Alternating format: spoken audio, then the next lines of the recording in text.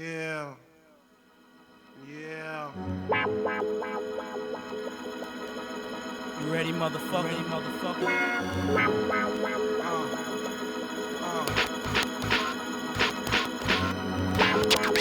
We gon' kill your ass. I'm ready.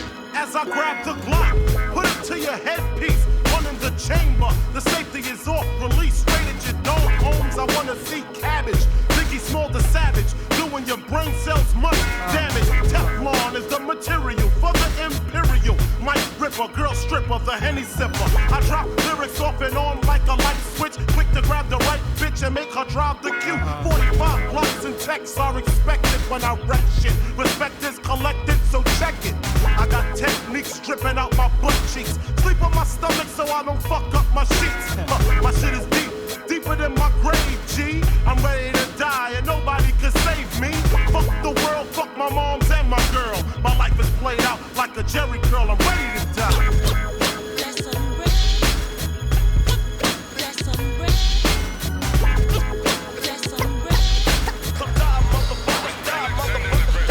I sit back and look when I used to be a crook, doing whatever it took, from snatching chains to pocketbooks. A big bad motherfucker on the wrong road. I got some drugs, tried to get the avenue sold.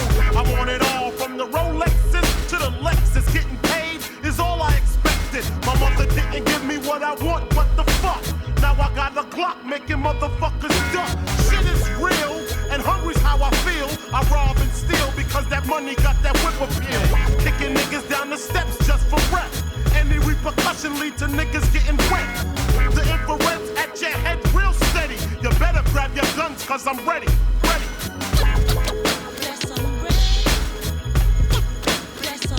I'm ready to die. We ain't gonna kill your ass yet. We gonna make it suck. In a sec, I throw the tech to your fucking neck. Everybody hit the deck. Biggie about to get some wreck. Quick to leave you in the coffin for slick talking. You better act like CC and keep on walking. When I hit you, I split you to the white meat. You swung a left, you swung a right, you fell to the concrete. Your face, my feet, they meet. We're stomping. I'm ripping them C's from Tallahassee to Compton. Biggie Smalls on a higher plane. Niggas say I'm strange, deranged, because I put the 12 gauge to your brain. Make your shit splatter. Mix the blood like batter, then my pocket gets fatter after the hit. Leave you on the street with your neck slit down your backbone the way your motherfucking shit drip. The shit I kick, rip it through the vest. Biggie Smalls passing any test. I'm ready to die. I'm ready. Time to go. We gonna put you out your misery, motherfucker. Niggas definitely know what time it is. The notorious one in full effect. 93. Suicidal. I'm ready.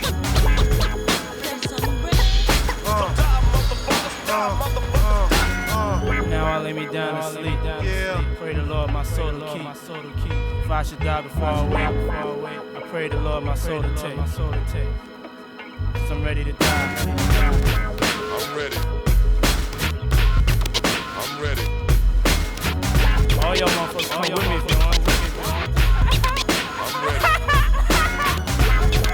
I'm ready. I'm ready. Biggie Small, 50 grand. I'm ready. Rocking on and on in 93. Easy Mo B. Third Eye. The rest of the Bad Boy family.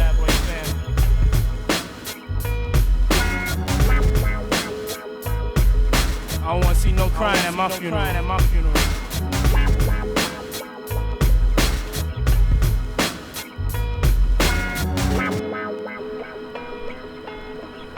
That's right.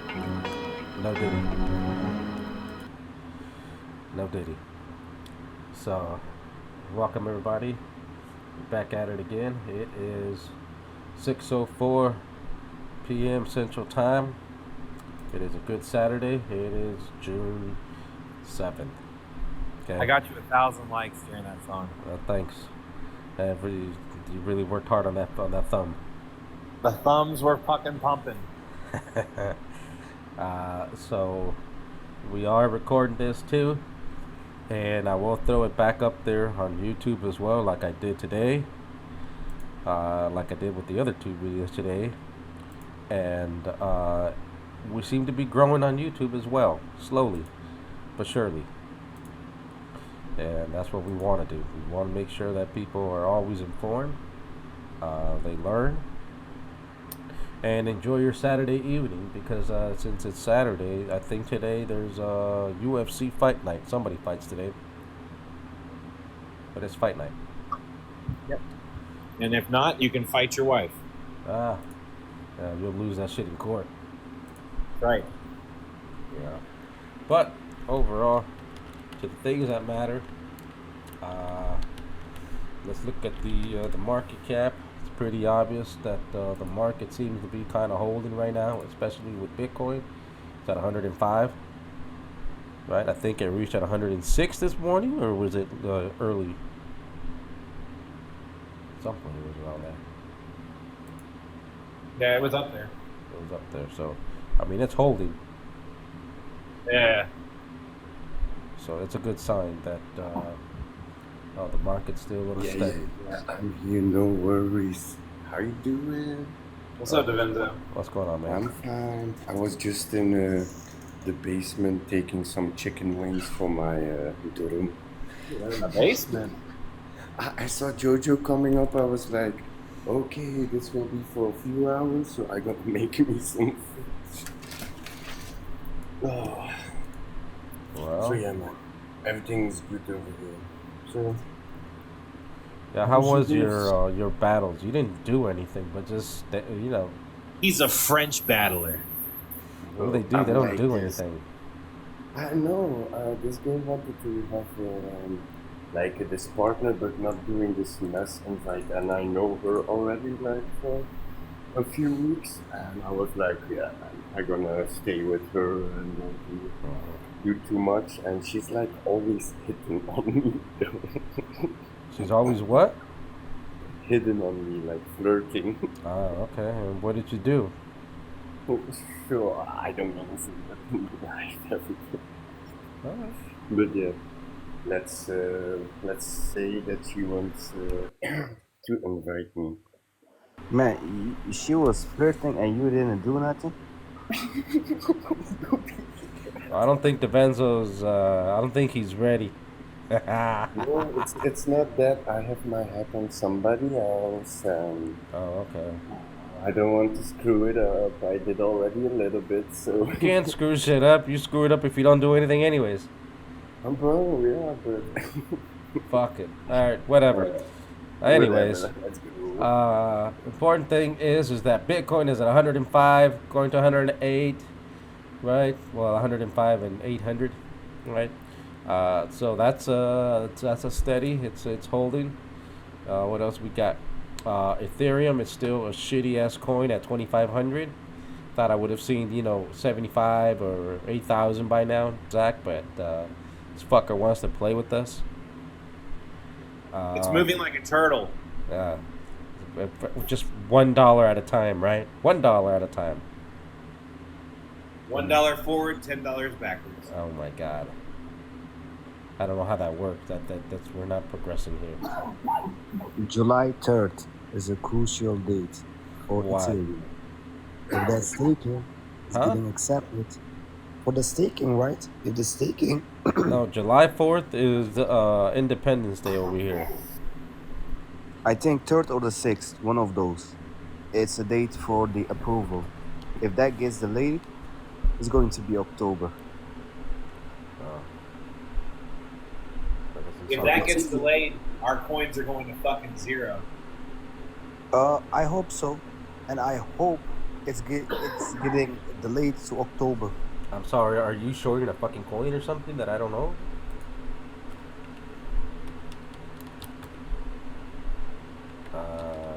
Ruby? Yeah? Are you shorting a coin that we don't know about? Since you said it's going to zero? No, that was Zach. Ah, I'm saying if that gets delayed, it's going to be shit. Oh, no. It's opportunity for me to buy some more. oh. That's it. Well, that's why I asked. I was like, "What the fuck? What do you know that I don't know about?" That he No. shorting But shit here's the around thing, here? though. where we had a bounce, there was like a few coins, Ethereum beta plays that I didn't cut, but they are too expensive to buy now.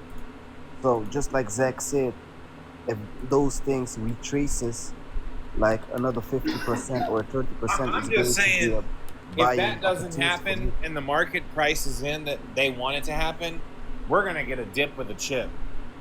Yeah, and I hope so. Yeah, okay, I get that. I'm there with you, but I want to go fucking up eventually. Thank you. I think we Yeah, but waited bro, long come enough on, man. already. You a trader. If it goes down, you're gonna make money. If it goes up, you're gonna make money eventually. I'm gonna make money no matter what. I don't know. It seems like there's more money going up than actually shorting. But I could be wrong. It's just easier to make money in an up market. Of course, because there's like enough liquidity, right? Well, it's just, yeah, it's just more pleasant, right, Edie? Mm-hmm. I don't know who that was, but somebody said, I don't remember. Say, yeah, but Zach, he's trading this and that. I said, look, listen to me. If you put only $50 in trades that he's putting in, you ain't gonna make money. That dude works with hundreds and thousands of dollars. I mean, that's no joke. And it was like, is he going live or something? I was like, that's the damn problem. I mean, you have to do your own life too, Zach. I don't need a lie. I'm working on my skin. Oh, nice. I get too many phone calls, bro. I don't want to be responsible for a lie. What kind of mask is that? My cryo, bro. Get a Bro, tan is or that me? something? Because I can hear nobody, man. What you talking about? Jesus Christ, guys walking around like you're trying to be Iron Man or something. What's that, bro? That's like a for little my tanning skin. mask. Okay. And that's to get you keep warm and stuff like this. No, where this stuff? I want that too, bro. Send me the link. Okay, so this says right here, what do you guys think about these tokens being built on the XRPL like ZBEC and Stronghold? Solo. I think they are designed to make money for people, and then some people will lose money. Sounds pretty fair.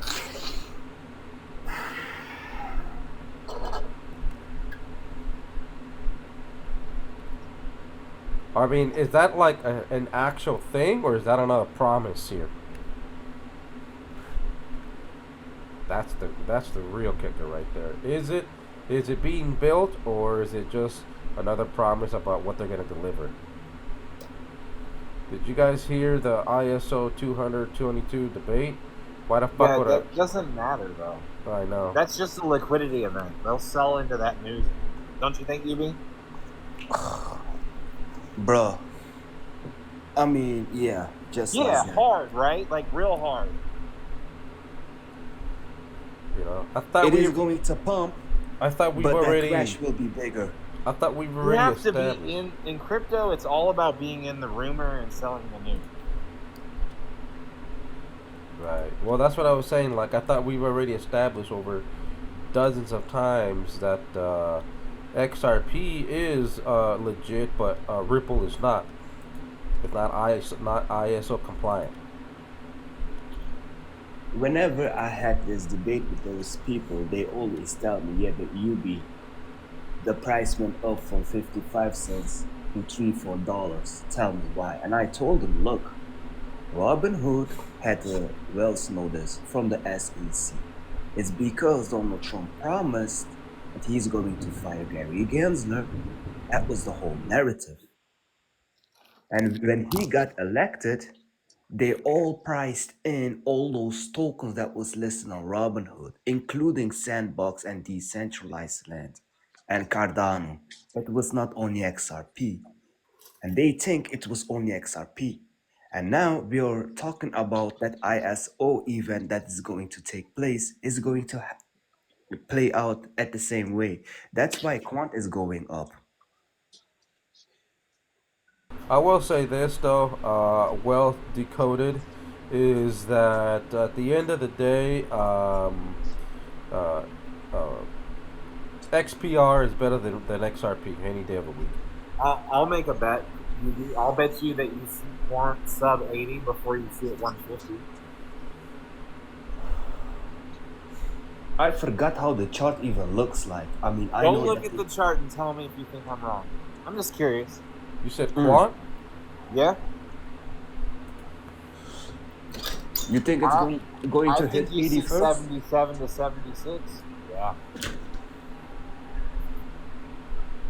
You think you get a better ROI on XPR than you would on XRP? Yes. Yeah, man. Depends. Like if you have a lot of 100%. them and you buy a lot, I think because you got to take into consideration if you're staking it. That's ROI. Yep. Yeah, I mean, I'm making a ton more on my XPR. Yeah, me too. Just makes sense, man. Like, you know, like I think Quant is going to be a good trade if I can get it sub 80. you I said don't know, 180. If you happen to see that debate, first off, good morning, good afternoon to everyone. I apologize for not saying that. What's up, bud?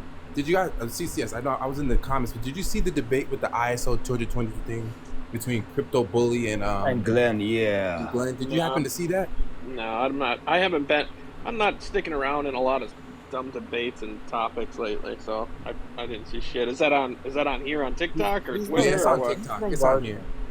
Yeah, I So it's saw been- that it's- one. It's been floated around or whatever. So Yeah. from what I got from the gist of it, please correct me if I'm wrong. There's no such thing, which I know you've said it plenty of times, CCS and a couple people on this platform. There's no such thing as an ISO 222 token, nor is there no such thing as an ISO 222 blockchain. Those messaging standards are for banks and their messaging systems. Correct. In doing deeper dive, the person who was bringing up the research, they also showed on the ISO 222 website that those tokens can't be it, but the networks can be ISO compliant. Do you guys agree with that? Mm-hmm. I agree with that. You can utilize the ledger, but not the token. The token is just worthless. The token is just a liquidity tool. Right. Okay. Got it. So the compliancy can only be on the networks, not the token or the blockchain. Is that correct? Correct. Okay. Good. Now at least we can say that correctly, and people don't have to be so heartbroken. Yeah, it's just a reality, not a narrative. And you know what's going to happen? If, What are they the heartbroken XRPL about? Because they thought the token and XRP itself was ISO compliant, and like the token itself. So that when that narrative spreads, like, oh, the token that we have is compliant and yours isn't. It's like, no, it doesn't work that way. But they're still ISO compliant, so they don't think the ISO 222 compliance narrative is totally out the window, and they're heartbroken. That's just to kind of save people, you know. I know it may not be the right thing, but it's just to save people sometimes. Okay. Yeah, Some we were people having really this live their life conversation on that yesterday. narrative. They base their investment on ISO compliance. Yeah, bro, we were literally having this conversation yesterday. I was on another live with like a bunch of people on there after Glenn's live with the blockchain bully, and this is the thing that people were arguing about. I mean, there are right now tokens that are going to be like ISO, 222 compliant. Like there's a list, but again, Swift is going to really decide, with the banking industry, what is going to be really used and what is not. You know what I'm saying? So there's like a little gray area. Okay, fine. Let's go with this question then. Wealth, what do you think is going to be used for Swift? Listen, as of right now, like this is just a messaging system. If we're talking about ISO, I personally hold XRP, and I'm not here to like really debate. You know what I'm saying? I'm just using the facts of what we have because it's really easy to like speculate. You know what I'm saying? I'm more of like a level-headed investor, and obviously all of us here that hold any of these ISO tokens, like Algo, XRP, XDC, XLM, et cetera, are trying to make money. You know what I'm saying? Like at the end of the day, everyone here is trying to make money, bro. Like if you're not in the space to make money and you're simply buying these tokens for quote unquote utility, I think that's stupid. Like utility is great and all, but if you're not making money off your investments, bro, like that my personal opinion is like that's a little dumb. If you're just investing on like the hopes that something quote unquote is going to be used. But to answer your question, yeah, I don't know what Swift, will choose, quote unquote. But I think there will be a lot of winners. Period. I don't think there's going to be only one winner. And I've heard it from like all the different sides of like all the different communities. Everyone is like, no, my token is going to be chosen. Like Swift will only use XRP, or they're only going to use XLM. And I disagree with that, because there are so many like great projects that are being built right now, and all of them have their own space, somewhere in the market. I mean, if they have articles or if they have some sort of form where they can show proof of why they think that, like I'm not saying HBAR is or XRP is, but I've seen a couple things to where I think Swift has run tests on XRP, but I know for a fact they have run tests with HBAR in 3 different continents. I've read multiple articles from that substantiating it. Yeah. So if they believe that for those tokens, I could see why. Anything else, I don't know why they're coming up with it. Yeah, I agree with you, bro. And I've seen articles too that are published, you know what I'm saying, by Swift. There's like, you can look them up on Swift's website and you can get the PDFs on DLT, which is distributed ledger technology. They are testing different, types of technologies. And that's why I'm saying I don't think it's just going to be one blockchain that wins. And there is so much misinformation, bro. Like, this is exactly what I was talking about yesterday on this other live. There is so much fucking misinformation, excuse my French, like on Twitter especially. I feel like 95% of the information on Twitter or X, whatever you want to call it, is literally shilling. There's people being paid to like make a tweet. And I know you guys know this, like, you have to be adults about the shit that we see on Twitter. Everyone is like, boom, like the price is gonna hit 1,000, 10,000. That shit is ridiculous. That's not happening anytime soon. It could happen, yes, in our lifetime, but the tangible market, the actual market that is available out there, yes, it is huge with Swift, because Swift clears trillions of dollars a day. But the way that they're clearing is literally every single transaction. People need to understand that that's what Swift does. They're a clearing firm. It's the way that, money moves around the world.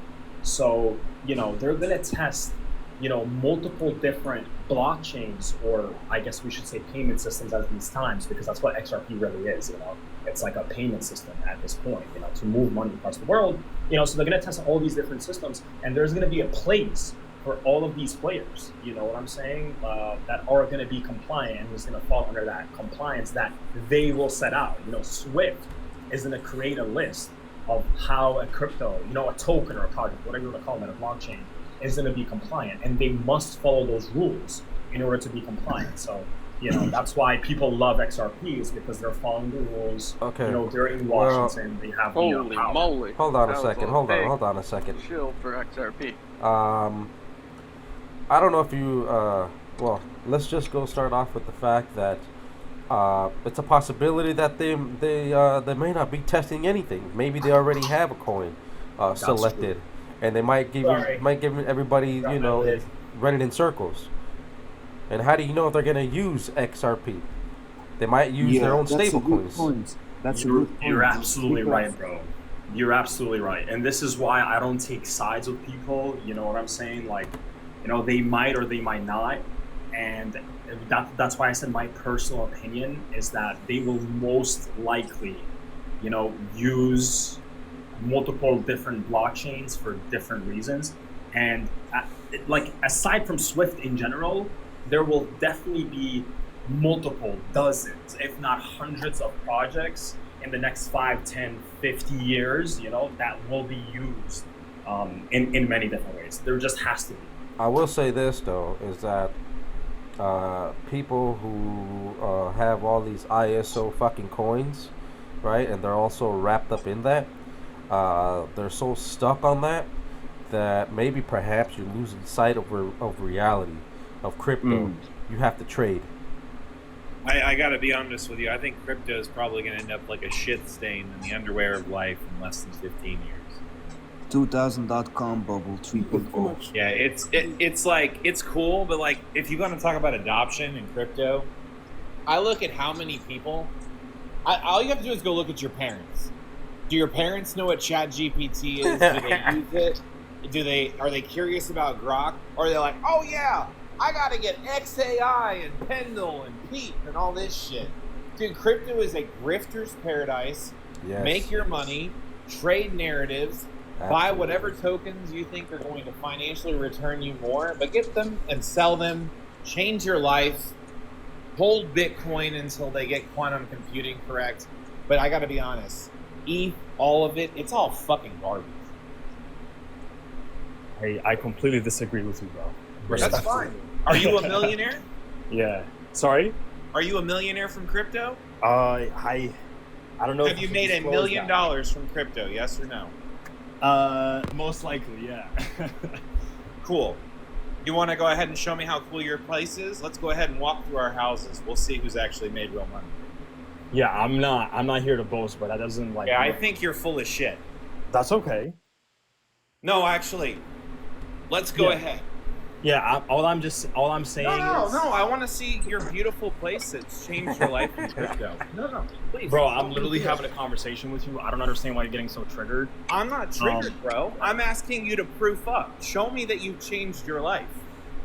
Listen, bro, I'm sitting on good money right now. I'm happy. Yeah. You know, I'm sitting on money. I don't have to show you my portfolio. I'm not even here to boast. I don't even understand what triggered you that I said. No, because you're full of shit. You're sitting here shilling XRP like it's fucking great, and you're gonna tell me you're gonna debate utility of AI. Wait, I did that? I didn't shut crypto. myself. I don't give a shit about XRP. I don't give a shit about Bitcoin. I'm here to make money, bro. Okay, but you were talking about ISOs. Because I know how to trade narratives. Yeah, of course. I'm just talking about shit doesn't mean you've done anything. Take it easy on him, man. I'm reporting. Yeah, I don't know what's upsetting you, bro. I'm literally here having a conversation like an adult. No, you're literally here shilling XRP. That's all I've heard from you. No, I have not. I'm telling you what's on the internet. Do you trade it or do you hold it, brother?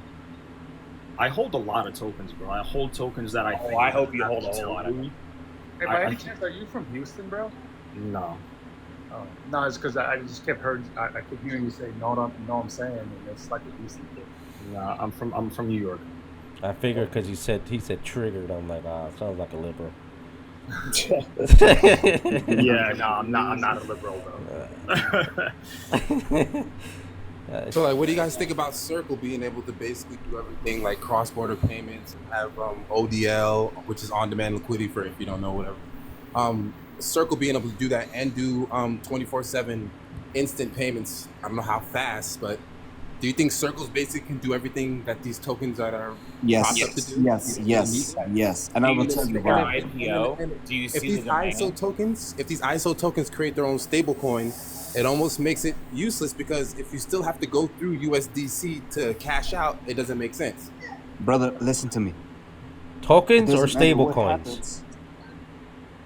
He's saying that USDC and Circle make all this other shit useless, and yes. Yeah, that's correct. You think so? Yes. Look at their IPO. Yep. They were 2,500% oversubscribed.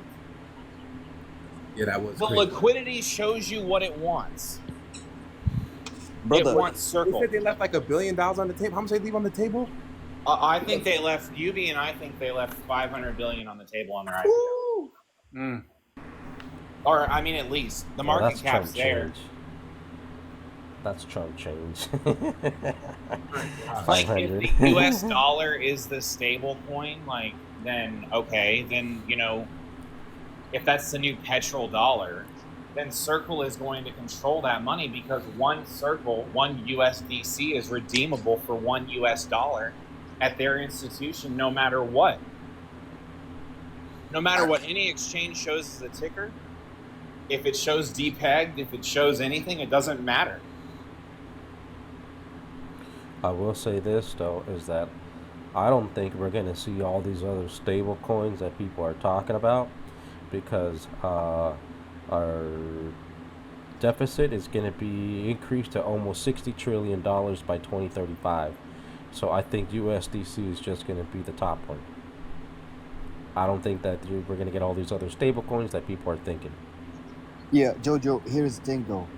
If the company that's issuing that stablecoin is controllable and it has a listing on the stock market, those type of, for example, PayPal, is it tradable?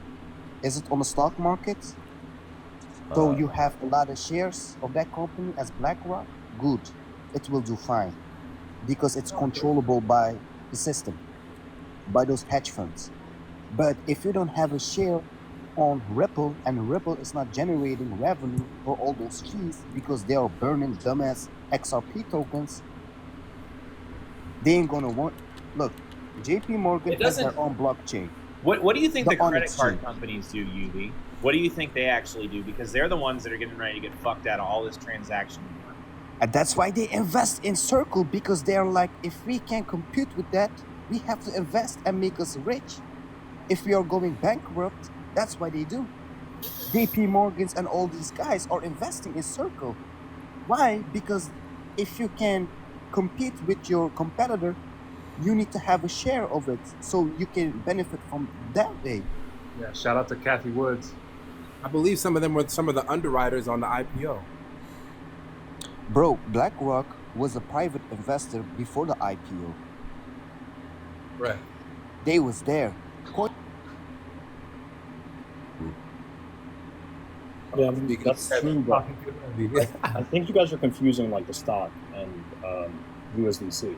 Like obviously they're related because the Circle is the issuing company, but I don't think that has anything to do with like how USDC is going to be adopted. And what I do know for sure though is that once this Genius Act gets passed, which is literally the stablecoin bill, there is going to be a lot of different corporations that will create their own stablecoins, like for sure. He was talking about JP Morgan, and that's like one of many companies that have already said they're exploring into using stablecoins and or creating their own stablecoin. And I understand that aspect kind of to a degree. I was more. No one's going to sit there and go, well, I've got a gazillion dollars worth of Amazon stablecoin. Amazon's going to use their stablecoin to transact transactions in order for them to reduce the cost. And that cost is ultimately going to be passed on to the consumer. So at the end of the day, it's not going to expand the crypto market cap in any capacity. Yeah, I don't disagree with you. I mean, the stablecoins will definitely be probably used internally. I don't know how it's going to affect. It's going to fuck the credit card companies. It's all about them saving 2 to 3% in transactions. Oh, absolutely. Yeah, I agree. When every company is required to adopt something, it doesn't become about the company gaining anything. It becomes about the company having to adapt what has become the new standard for consumer demand. So, like, if everyone now becomes, if Costco's like, not only now, if you don't use your Visa card, which we don't accept MasterCard and we don't take these other cards, like now you can get 5% cash back on your Costco expenses because we're transacting in our stablecoin. I kind of see like that's kind of where it's going to go. Yeah, like, and those companies, Zach, will get tax reductions because if you place your money into those stable coins, you're providing what treasury bills. Yes, for the it's government. the treasuries for the U.S. Yeah, 1-to-1 back. Yeah, and if you have Amazon and all these other countries transacting with stable coins, you make your big boss happy because you're providing the government with treasury bills. They don't have to print money anymore. So, because that's the whole issue with Donald Trump and with all these tariffs. He's putting tariffs on everybody because everybody is selling treasury bills. Nobody buys treasury bills. And that's the whole fucking problem. But if those stable coins within 5-10 years brings like $200 trillion in treasuries, we don't need those countries to buy out the U.S. treasury bills. And that's the whole thing. This conversation Circle, what is it? I think it has the most licenses out of all stablecoins. The most licenses. Yeah, they've done them and Crypto.com are best. Yeah. To do pretty much anything. What did you want to say, Oceans? I was gonna say this conversation reminds me of a prompt that made me $500 on ChatGPT. What did he say? Cashflow, Because I have a question. I didn't hear him because I could understand what he was saying. What's that? I can't understand what you were saying, bro. No, I was saying that this conversation reminds me of a prompt that I used on ChatGPT that made me $500. Mm-hmm. Yeah, basically, I just told ChatGPT to, and it wasn't exactly like this, but it was something to the nature of, I want you to act like a cheap ass mofo, and I want you to tell me about any type of rebate systems that are in place where I can pay you this amount of money and then give you this amount of money back. And I want you to give me a tier system so that I can pay you $25 into something and I get X amount of money back. And then they told me to go to Coinbase. They had a promotion that you spend 5, you get back 10. Then you get that 10, you extract it, then you go to this other website and you spend 2, and you get to 30, and you just kind of kept leveling up all the way up to $500. So basically, I turned a very small amount of money into $500. Wow. You have a lot of background noise, or like ventilator? Or... Yeah, Jojo is mining bitcoins over there. Oh, yeah? I'm over here live in Section 8, man, so. Well.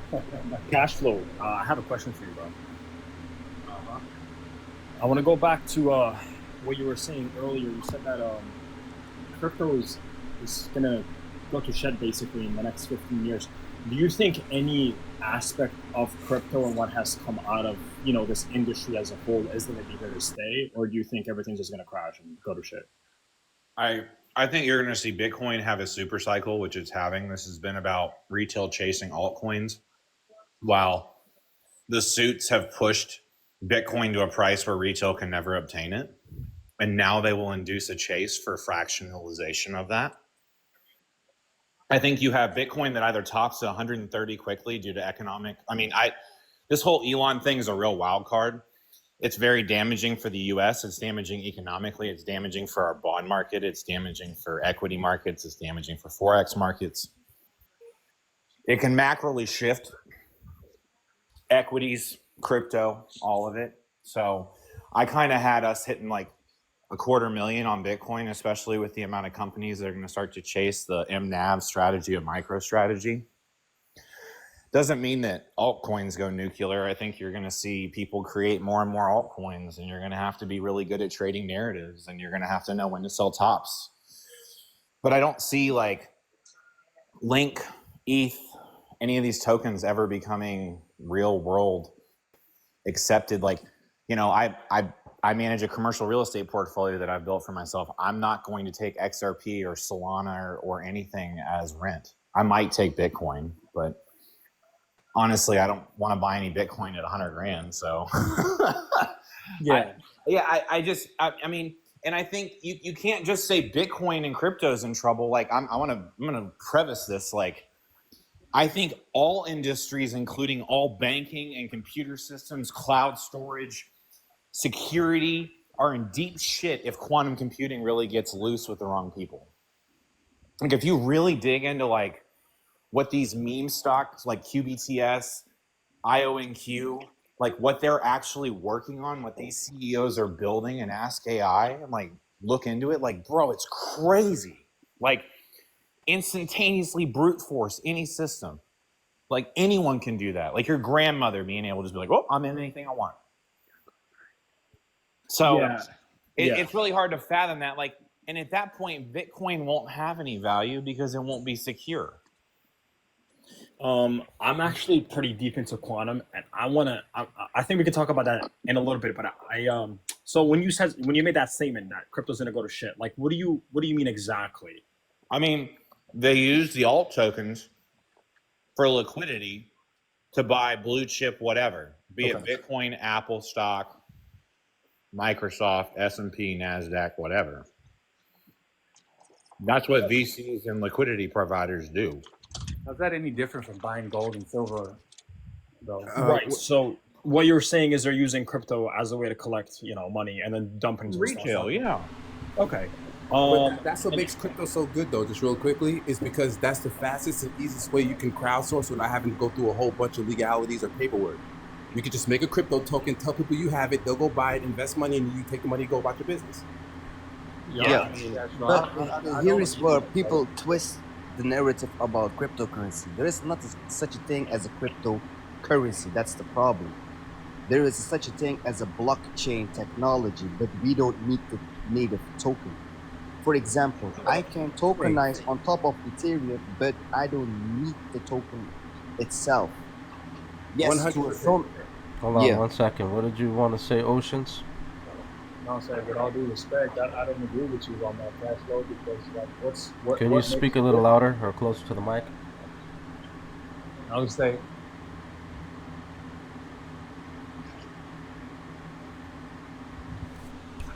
can you hear me? Hello? I hear you. Yeah, no. Respectfully, I disagree with you, cash flow. I genuinely don't see the difference between buying Bitcoin as opposed to trading futures on oil or gold or silver, right? Because if you look at it more so from the standpoint of, obviously if I'm not purchasing it and holding it physically, like what is the difference? And I would say that I can actually purchase something with the Bitcoin that I hold. You know what I'm saying? So I don't know, man. You can't say that Bitcoin's cryptocurrency though. It's not. What is it then? It's Bitcoin, and everything else chases the emulation of it. That's why it's king.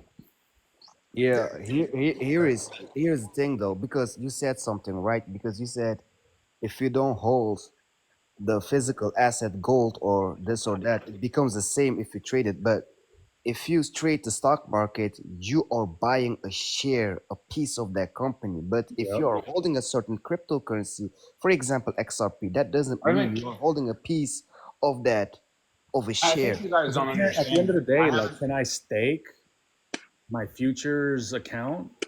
That's what you mean, making an APR off of your gold or your futures. Exactly. Is that what you mean? I mean, gold and any of that stuff is not finite. It can be changed. Like the only thing that I hold, Oceans, and don't sell is my Bitcoin. Mm-hmm. Like I sold my Tesla stock when Elon and Trump decided to get into a tiff. Like Satoshi's not coming out to do that. Like I don't consider Bitcoin to be cryptocurrency. I consider Bitcoin to be digital gold. Like I consider ETH and every other token to be cryptocurrency and designed as a grift for different people to make money. So, for example, I have a question. When they say the word tokenized, are they talking about a crypto token, or is there another way to tokenize something? Do you want me to answer? Yeah, please. I'm genuinely. I have that. Yeah. Yeah. Anybody.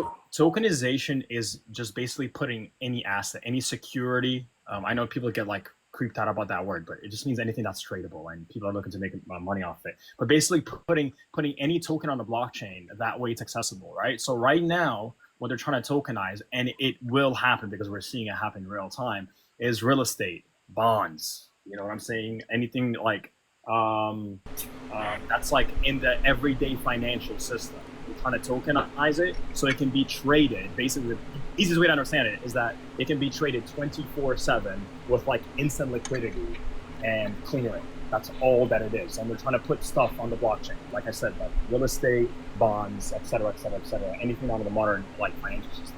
I don't think. Okay, so basically, tokenization is basically a digital aspect of a real world item.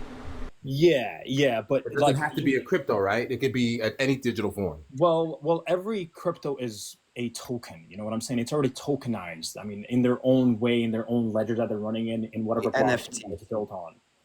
That's going to be NFTs, non-fungible tokens. Yes. Yeah, I mean, NFTs is like a different aspect. But I know what you're asking me.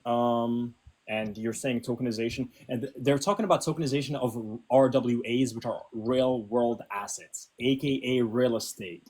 When you buy a bond through, the treasuries, like anything like that, you have to wait for the current world financial system to clear that, right? Like right now, we can't trade the stock market. They're trying to tokenize the entire stock market, so we can trade it 24/7, and transactions are instant. It clears instantly. Even when you buy a stock, when you sell it, you have to wait like T plus 2 days for the clearing firm to come in and clear that transaction for you. I mean, in your screen, you see the number. You know what I'm saying? Like you got the money, but in the back end, something is clearing it. And when you tokenize it, you make it accessible instantly.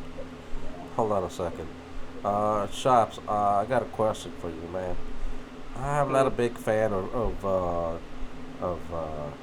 real estate being tokenized. I think that's another way of also a liquidity grab for people, but I could be wrong. No, it's exactly Rehypothecation. like that, man. If you look at what BlackRock is doing in those uneducated neighborhoods in California, for example, Well, I mean, I asked Shops. What do you think, Shops?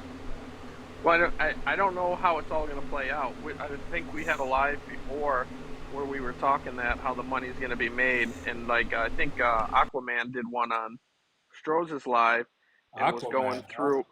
Yeah, he was going through all the details of one of those tokenization for real estate platforms or websites, and he was specifying like there's only up from here, and that's not. We all know that's not true in any aspect that you invest in.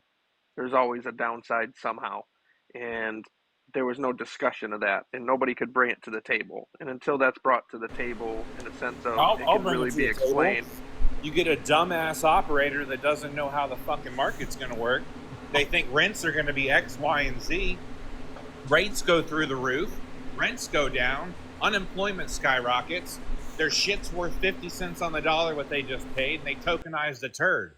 There you go. Wow. How is no one one knows, making like, money? I mean, if they take the money and fucking rehab the thing, or they take the money and run off with it, because they're not No. Like people that are investing, like say our panel is a house. Each of us are a house, and JoJo's the main person putting it out there in the market, and people are coming in and investing in all of us. All right, it's tokenized. Is it like? Is it partial? Is it like for me? Is it for all 8 of us to get involved with JoJo's little spinny ball right there? He tokenized that so it could be like partial investments. Is that what this is all about?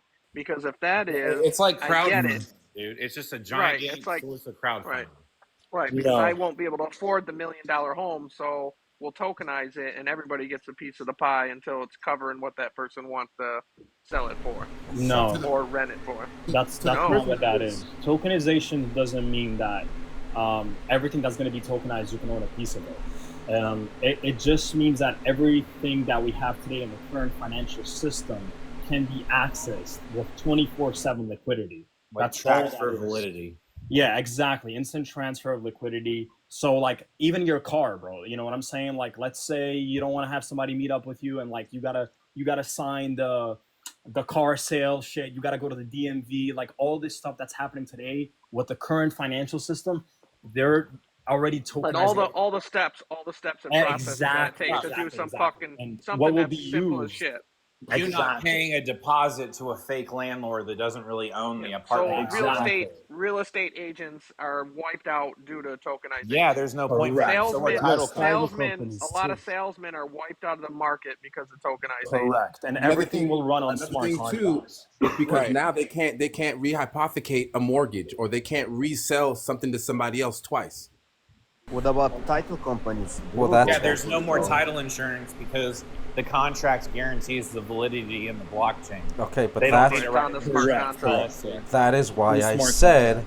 That's why I said that I think that the tokenization of real estate is another liquidity grab for people if you're gonna have a bunch of people invest in it. Unless it's myself, and I say, Ocean wants to buy my fucking truck.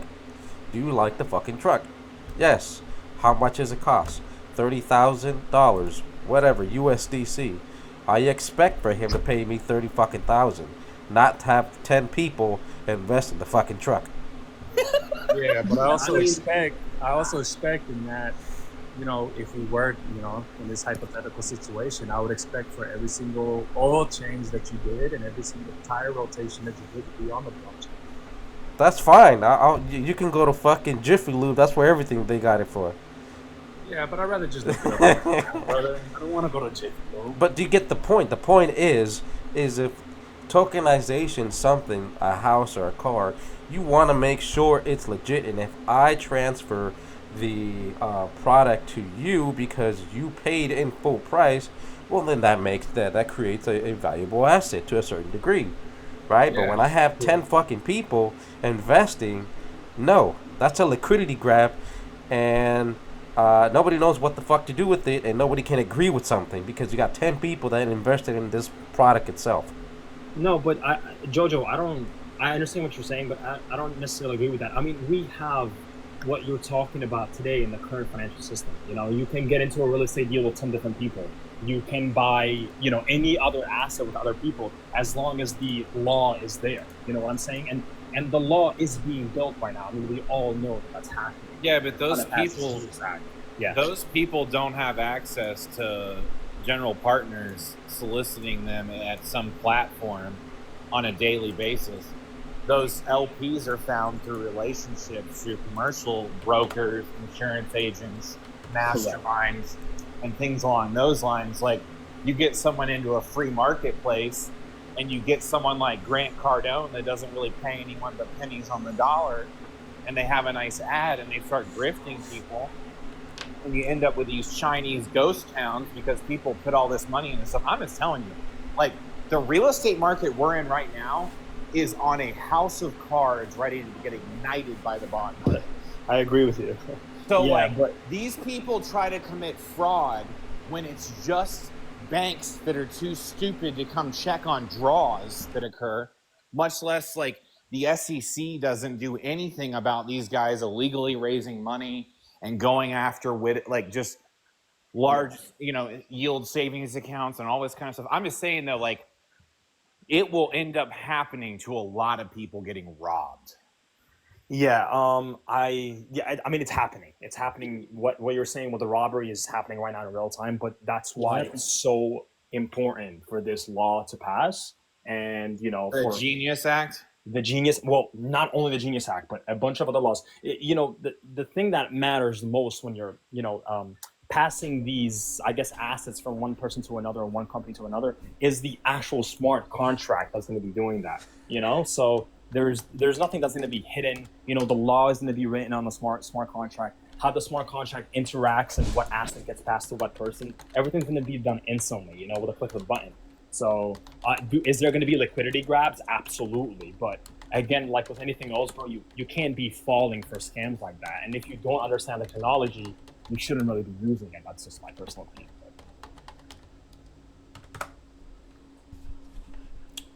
I don't know, man. I just think that this tokenization with real estate is going to be a fucking disaster. I don't know. In the beginning, yeah. Think it'll make it easier, right? Less paperwork, and more easier for other people. I don't think so. I think it sounds like more maybe work. for real estate agents and brokers, but not for the general public. Yeah, I think in the beginning it's going to be a disaster, like anything else, because people will not know how to use technology, and there's going to be, you know, problems in the code and how the smart contract interacts. But again, like, bro, like anything else, it's going to be developed, and eventually it's going to be like secondhand nature. So I think eventually, once the law passes, once people get used to like using the actual contracts, then it's going to be easier. And this is what these companies are building. You know what I'm saying? I don't want to bring up Ripple, but because there's a bunch of other companies out there. Ondo is doing it. You know, Ondo Finance is doing it. Avalanche already signed a deal with California. You guys can look this up. Titles, yes. California? Yeah, they're already putting like the DMV stuff on their blockchain. So like it's gonna happen eventually. Not everything's gonna be like a flip of a switch. You know what I'm saying? So even without the aspect of, let's say we don't do the tokenization of the asset to buy real estate. Now, what about in reverse? What about if you say, you know, we're going to be able to purchase real estate with tokens? Yeah, I'm sure I mean, obviously that will be a thing, you know. Do you find that as bad as the inverse? I don't think that's bad. There's nothing wrong with that. I mean, everything is going to be built, like I said, on these blockchains, like for sure, bro. Unless we go back to what Cashflow was saying and everything goes to shit. Like literally all, like since 2008, you know, and since like the late 90s where everything was being built. Unless you're going to get a bear market in the next 18 to 24 months. Like anyone thinks we don't see that. Like I think it's less than that, bro. Oh no, I agree with you. Yeah, I'm just letting you. But it takes time to find a bottom. Like we had a elongated cycle if it doesn't top out here, because it's been very grindy. Like it's made a lot of people think they knew the top and sell it and not and try to re-get in and then get slammed because altcoins have gotten screwed. It's funny though too, because like we talked about, like Trump or just that they can't even afford. That administration can't afford to go through a bear market right now into the midterm. No, it's like why. I mean, and here's the thing: like, what has really changed in the market from 74K until right now? The 74K have we got one to trade deal? 105K. Do we have one? We have one trade deal? I don't see a trade deal done. Yeah, I mean, you're talking about the crypto market, bro. Regardless of what, the real world market is doing, I'm guessing you're talking as a whole. If you're just talking about crypto, If you think the crypto market's directly aligned to risk on with like NASDAQ and S&P, like they are. No, I don't think so. No, you think they do their own thing? Coupled, brother. They I've been riding with you. I've been riding with you this whole convo, bro. But in that particular subject, he is right. Yeah. So like, no matter what, and like, here's the problem. And when there's a liquidity event, and this is where I'm really right, and I don't care what anyone in here says because I'm gonna tell you some truth right now. I've survived multiple cycles. When there's a liquidity event and the entire market space is as big as one stock market, Mag 7, when your token goes down, it's like a fucking limit down at like 30% instantaneously. You don't get a second to sell. They will eat you. And then you'll sit there waiting for a bounce that doesn't ever come. It's just limit down, fuck your gap fill, and your charting, and everything you ever saw from your Furu on Guru, and everything like that, because it won't matter when they shift direction because they're going to come take all the money. I agree with you. Make sure that you get your money bags out. Like, I always take my initial out, and then I usually try not to put it back in the market. But I'm just telling you, like, I'm holding tokens from last cycle because I thought I was smarter than the market. The only thing that has ever proven to truly continuously go up for me is Bitcoin. Mm-hmm. I agree. Yeah. Trust me, bro. I agree with you. I thought you were just chilling XRP when you came in here. I retract that. I retract that. So like, my thing is, bro, is like, I'm exhausted of these like. Apology accepted. XRP is a great token. I think it's going to make more money. I hope it goes a lot higher. I hope everyone's token goes higher. Bro, But when the narrative gets super crowded, they usually spice things up, and the thing that's the most funny thing that can happen usually occurs. Absolutely, bro. And this is the thing that I always tell everyone. I've been in the crypto market since late 2016, so I'm not oblivious to the cycles and how important it is to get your fucking money out. Like you said, bro, once the big guys are coming in and they're selling, you have no fucking time. And when the market is going down, everyone's like, oh, I'm going to keep holding. It's going to go back up. No, it's not. It's just more like in those tokens that have such small market caps already. Like, I think like when you have Link watching it go down, you can watch Link slowly go down. But like, if you're in like Tau bot on Tau and they start selling Tau, like, it's going to get super obliterated. Like, or, Sue alts or whatever, or memes. Like, I think Fartcoin has had insane liquidity provided to it this cycle. And it's been really good to trade. Bagumba and I've talked about this in CCS, but I think like eventually they're gonna really like slam liquidity on these things. Yeah, I agree with you. I think my initial grabbing point on what I wanted to say in the beginning of this specific topic was that regardless if it's like a down market or not, it's so crucial, especially today, because there are so many shit coins out there. Like 98% of the market is literally shit coins. It's so important to buy good utility tokens from what we know, you know what I'm saying, from the information that we have, because these tokens and projects will continue building even in a shitty market, Okay, Yeah. I have a question for Good you. grabs for stability. You know what I'm saying? Those good tokens like that. It's like the more money you make, the less risk you're probably going to take, because you probably don't have to, because you can still make money off of what you have. Correct. Maybe, or you watch guys like James Wynn blowing up $100 million they made. Well, he's just a fucking dummy, but I mean, if you have the money to lose, I guess you could lose it. But He didn't have it to lose. You should see him online paying. No, I saw. He's asking for donations, and yeah, I know. I saw. But dude, you see it a lot of time where people that even make money, even if they're smart, they leave their money on chain for 100%. 100%. I leave their wallet connected, and then they get went slammed. through that firsthand. You do that in California. After 3 years, they'll take that probably. Oh, I saw that. That just passed the other day. Freaking insane. Yeah, they love unclaimed assets. They don't even. I mean, that happened with me. I don't know if you guys were It's like, we're gonna confiscate. Like, what? Aren't there legalities to that first before you can confiscate stuff? Not. Yeah, well, they're passing the law. They're passing the law, so that is the legality behind it. I don't know if any of you guys were mining, but when the mining craze happened in 2021 with the GPU mining, I was mining during that time, and I use NiceHash. I'm sure most of you guys know what that is. Yeah, and I do. I left my Bitcoin on there because I thought like, oh, it's on there. You know what I'm saying? Like I wasn't, I guess, fucking smart enough at that time to like just pull it out, put it on my own wallet, and I had a little bit on there. And they took it, you know, they took it regarding inactivity fees, and I obviously didn't read the TOS and the small writing. And I traded Luna from sub $10 to 118, and then left it on Anchor and got slammed. See, now, is that inactivity from you going on the exchange, or just inactivity with that particular token? It's inactivity with the platform itself, like you not mining or whatever. And with the act that got passed in California, that's what you were talking about. It's inactivity in the exchange, so the platform itself. So if you're not using that exchange, or like you lose, I guess, let's say you had a cold wallet through the exchange, and if you don't literally move your money around within 3 years, they're gonna fucking take it.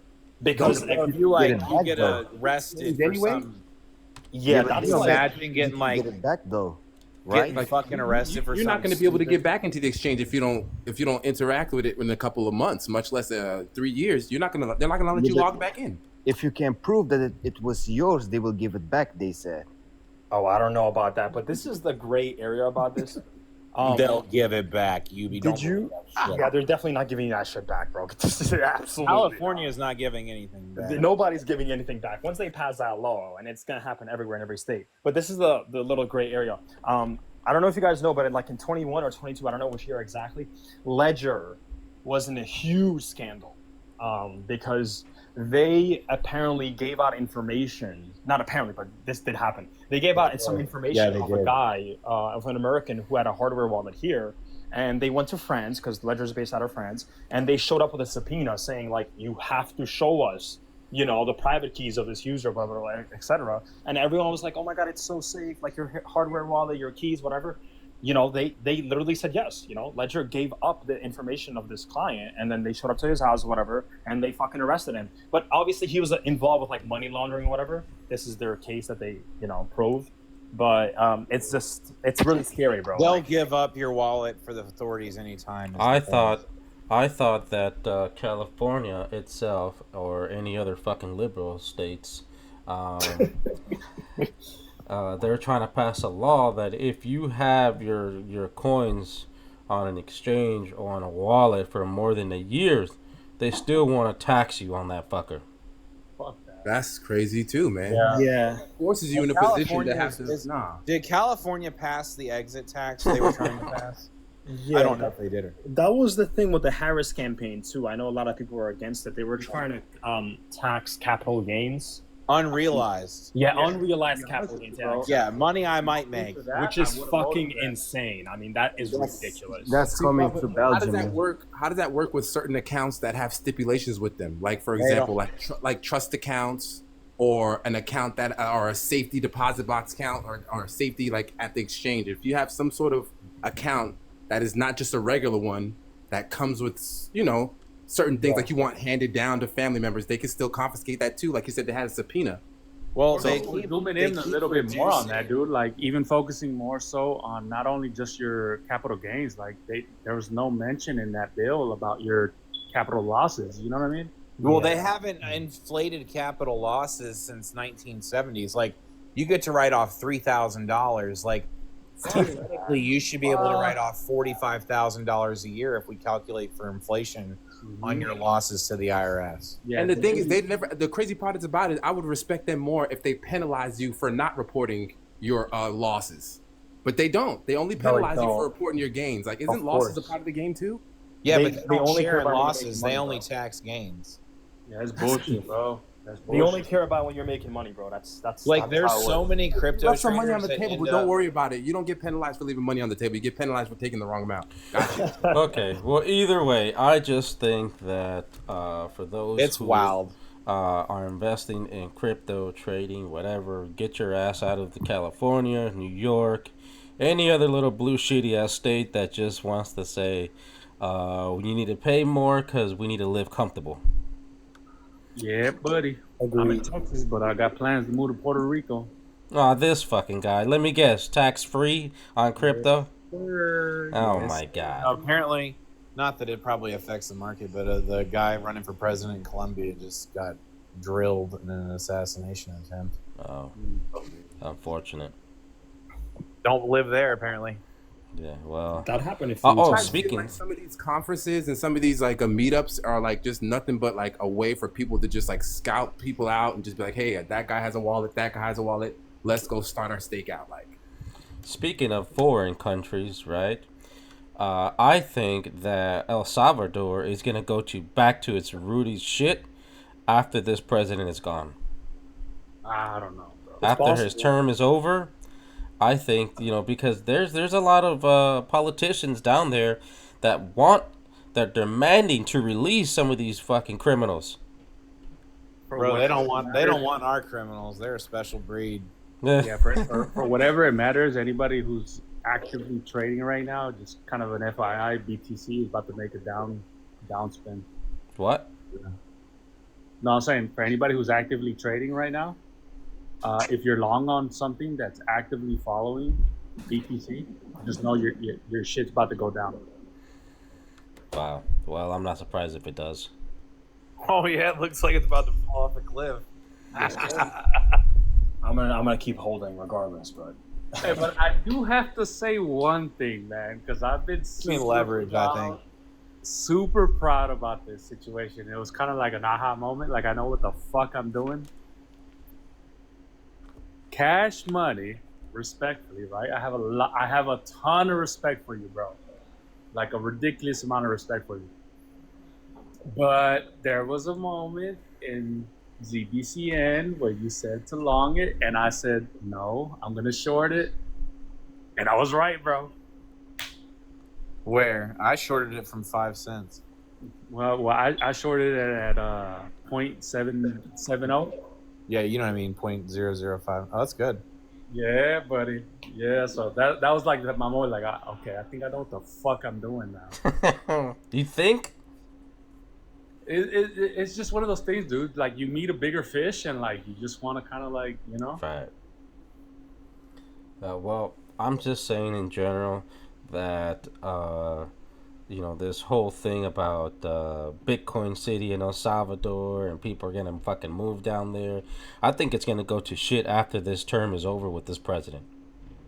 I think they can choose. You think Bitcoin's going to go to shit? No, I'm just saying in general that the country itself from El Salvador is going to go to shit. They're going to release all those criminals, and it's going to go back to a fucking a wild-ass fucking country. I mean, I don't see that happening, bro, to be honest with you. We don't know that. Nah, I don't. I genuinely, I respectfully disagree. That's fine. Just because, the amount of, let me not get in depth with what I do for a living, right? But that's fine. Yeah, the cultural shock that particular president has had is very impactful. The amount of respect that this guy has is on another level within his own people, right? And you can, as opposed to being someone living in El Salvador, and like your big dream is to get out of there. Now it's like, okay, now I want to stay here. No. I get that part. Don't get me wrong. I'm not saying that he doesn't have, huge people that respect and follow him. I'm not saying that. But what I am saying that there are people out there that fucking advocate, politicians. I've seen this shit on TV, that they're demanding to release some of these fucking people. Yeah, bro, but that's chaos.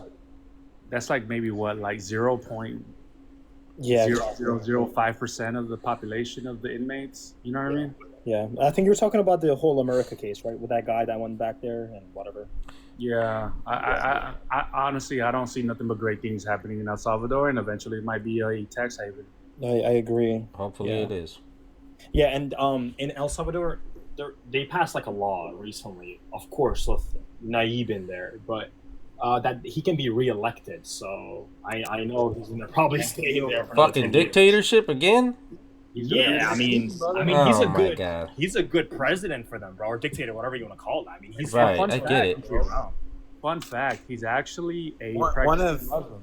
one of the shortcomings in America in the future is going to be the shorter terms of our presidency, and China's figured that out, that they can outweigh a presidency's policy Yes. based on their economy. 1000% agree with you, bro. 100%. It's a downfall because if we get someone great, we can't keep them because it's automatically a dictatorship. It's not that they're just great with the fucking job. They will do it from your country. Be good. I agree with you, bro. It's like a double-edged sword, you know. I mean, look at Russia. I mean, they've had Putin in there for what, 20-something fucking years, and he's losing control. He's brought that country to fucking greatness. I mean, Russia is thriving right now. Same thing with China, like you said. I mean, they're doing great, but you know, I mean, you can get a really shitty, I guess, president, and they can fuck your country up, even in 4 years, like we just saw. Couldn't you rig that? Could you rig that to where it's like, okay, on my third term, on my third year before I get out of my presidency, I'm gonna pretend like I'm sick, and then I'll have somebody else come in for me, and then restart over. Yeah, I mean, we just saw that happen, bro. So, yeah. Well, like if you even go like if you zoom into like history, dude, like the most successful kind of whatever you want to call them, they've only lasted X amount of years, and we're like right at that limit. So Okay, well, to follow up on Ocean's statement and expertise that Bitcoin's gonna go to shit, get your XPR coins and hold on, metal bro. DAO No, and metal Cashflow blockchains. said that. Hey, Not hold on, Ocean. bro. I didn't say all that. Not financial advice, just saying. I think that Day trade. everything has its cycle. Just make sure you make the most of the cycle when it's up. That's all. Right. I agree. You gotta You're take probably profits, bro. That's why the first thing I said when I got in here, I said, "Yo, bro, we're all in here to fucking make money. And if you're not in this space to make money, then I don't know what to say." Well, there's nothing to say. You just look at the I think motherfucker go Monday is down. going to be very interesting with the whole China deal and the whole thing with Elon. Yeah. Crypto machinery will tell you XRP to 0. Yep. Good evening, crypto machinery. Guy has been kicked out from so many panels. He joins here frequently. Why don't you guys let him talk? It's not that he doesn't. We've always invited him, but he just doesn't come up to the panels. Oh, is he like trolling? He's probably trolling, bro. Not really. Well, He's a smart. He's actually a smart cat. Yeah. Yeah, I mean, I hear people talk Muhammad about wants like to come up. Bitcoin to zero, this to zero, that to zero. I mean, it's just like stupid. I mean, It better you can't not. back it up. It's the one thing besides apartments I've done right. Nobody wants that to end. Everybody who says Bitcoin to zero but still investing in crypto doesn't make any sense. 'Cause you don't want- The reason I will tell you why I think we have a problem is the people that end up driving us to new highs, like be it 130, be it 150, be it 169, be it 250K. These convertible bond MNAV like drivers, these companies, because you're gonna see other companies go, well, we're gonna NAV ETH because we think ETH is gonna be 10K. That's why I think the cycle has so much more gas behind it. I think that there are going to be driving factors and narratives of where liquidity comes in order for these companies, quote unquote, to hold these tokens in reserve to drive their prices because they don't know how to provide real utility. They don't know how to provide real value. Like MicroStrategy basically said, we don't know how to make good software. We're going to buy something that we can't control and try to control the market and drive the narrative. Like, I mean, I'm a longtime Bitcoin holder. I'm a big believer in it. I think it's a great tool. I don't really think it's moving in the direction that Hal Finney and the rest of the creators of whoever was involved like really intended. But like, I think that the people that drive the price higher with convertible bonds will ultimately be its downfall because they will be the net sellers that have to sell to convert their bonds when they're in the wrong side of the trade. And the market makers collect both sides of the candles. That's all. Yeah, I agree with you, bro. I think it's scary with this whole convertible bond thing. I mean, you know, It's dangerous, bro. It is very dangerous. And this is, it kind of ties into with the whole Tether thing. And this is another touchy subject. I feel like people get really fucking upset about Tether, but they haven't had a real audit since like 2021. They're having these like mini audits, and I mean, you guys already know they weren't MiCA compliant. They had to leave Europe.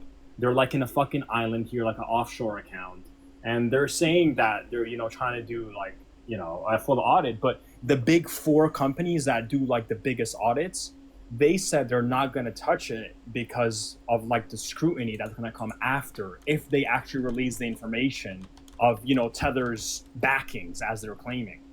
So and Tether is pumping Bitcoin. I'm sure everybody knows that. Like they're fucking printing money out of thin air from what people are saying, and they're pumping into the market. So if Tether goes to shit, then we're going to see a big fucking dip. I don't know if that's going to happen. But that's going to be a catalyst for the next bear market, though. It's on the blockchain, right? What are they not transparent about? Like, what do they need to see? Well, they're not transparent about their reserves, right? So it's a stable coin and it's backed 1-to-1 by, the US dollar, whether that may be in bonds, gold, however they're US backed. Treasuries. They're huge treasury holders. Right. They are not treasury compliant holders. though, right? But what I'm saying is Treasury holders, you can tell it's 1-to-1, right? Correct, but what I'm saying is they haven't had a full audit to prove that. They're saying that, but how can we in the outside believe them? I mean, if you just believe what they're saying, then I guess. That's not on chain, right? You're saying that stuff is not on blockchain for them to see, or it's not on chain for us to see. Interesting. Right. So how can you prove that they're holding, $150 billion in cash? You know what I'm saying? To back up the amount of money that they're printing in the blockchain. I don't know about you Americans, but over here with the NICA regulations, you're not allowed to transact with Tether. You're not. No, that's why I said they left. They were kicked out of Europe. Where do you live at, UB? So every coin that is not MiCA compliant had to be like, I think 2023, go out of Coinbase and other. Zach, hear me. When that NICA regulation came to the market in the EU, right? Yeah. And nobody was allowed to play with Tether. You know what Circle did? They launched AURC. Coinbase. Right. They don't play games, man. They are coming to the mind share and market share for Tether, but they can't do that right now because if they bankrupt that thing, Circle is not going to do well. That's going to be a catalyst for the next bear market. And these micro strategy type companies. Yeah, they strapped a big. Some of them will go down with Tether, so USDC can completely take over. But they ain't going to do that now because that's going to be danger for the hedge funds that holding Circle stock and all these things. They will pew their own foot if they do it now. So they have to run a narrative for the next bear market. Wait, you're saying if Tether collapses, it's gonna hurt Circle's stock? Dude, if Tether collapses, because that money going to. Everybody is going to hold their own stablecoins or USDC because USDT just collapsed. Where is that money going to? What's the next option? Is USDC. Right, but how is that going to collapse the stock? That will help it then, right? That makes no sense. That's the exact opposite. You're contradicting yourself. No, listen. If you are pushing the Genius Act, and as an institution, you're talking about stable coins. If you crash Tether, that's going to be a news, and nobody it's a bad marketing for stable coins. Correct. And for a new technology, you don't need type of news like that, and that's going to crash those I don't stocks. see that happening, bro. But no, I agree with you. Good news about Tether over here anyway, No, but 70% of people who use crypto trade with USDT, bro. Like that's not gonna fucking happen. I agree with you. Fear mongering, bro. Like don't buy into the hype, bro. But what you talking about? With USDT? If USDT goes down, it's not just going to collapse. Yeah, that's the point I'm arguing, bro. Like that's not gonna happen. Those institutions don't have control over Tether, so they don't have control over the transaction fees and the data. They have every control over USDC. That's why they're promoting the living shit of USDC. Plus, Tether is not a tradable company on the stock market, so those institutions, they will never have a piece of the share, so it's not controllable. They generated $15 billion and Circle did only 1.4. So they are coming for that piece of the pie. They will, and it's going to happen. Yeah, bro. That's my I just narrative. don't, I'm not buying that. I'm not buying that narrative. You don't have to buy shit, my brother. That's what I'm saying. Like 70% of traders use USDT, bro. Like that's not. Yes. And that's what I'm saying. Like if everything you're saying happens, like I understand that piece, but my point is it's not going to happen. Okay. Now, before we continue with that statement, I'm going to get a piece of that pie too, and with new followers on YouTube. Because, like I said, all these videos, I post them up there. They never come down. For the 49 people that are in here, you can follow me on YouTube. Just type in JoJo's Crypto with the chain link logo, and you'll see all the videos. So if you feel like you missed an episode here, don't feel bad. They're going to be uploaded. And let's get to 10K. And eventually, if I can have enough with dozens of followers on YouTube, I'd be more than happy to, live stream there and do the same thing that we do here. So, thank you. Now back to what we were saying. Jojo plugging himself in. What? I said you're plugging yourself in, bro. That's good. That's good. That's a beautiful Oceans. ad. That was a good ad. Oceans. I wanna get XPRs. I wanna ask why you're so confident that Tether is not going to collapse. Because 70% of crypto traders are globally done on USDT, bro. No, that's a fact. You're absolutely right. Okay. And that real worlds actually use it. Because Nigeria, Turkey, and Argentina, they use it on a day-to-day basis, bro. Like they don't use USDC. Yeah, Oceans. Not Tether. You're 100% right, bro. I'm not disagreeing with you. It's a fact. I mean, the crypto, like the whole market, the crypto market runs on USDT theoretically. But what I'm saying is, why do you believe it cannot crash? From like the legality standpoint. No. Well, see that's where we differ. That's my point of resistance right there, right? If it were to happen, I 1000% agree with you guys. But just like the same thing as Santa Claus, right? Like if all the kiddos found out that Santa Claus wasn't real, like they would go into a shitstorm. But I don't feel like But FTX was too big to collapse, and it did anyways. What's that? FTX was also too big to collapse, and it did anyways. No, I understand Anything that. can happen. I understand that, but And it will happen because those institutions, they don't have a control over that company, and they hate $15 billion in revenue, and they don't have a control over it. Mm-hmm. So they will run every narrative to push the price or collapse that shit. So every money that's sitting on USDT flows into USDC because now they can prop up their shares.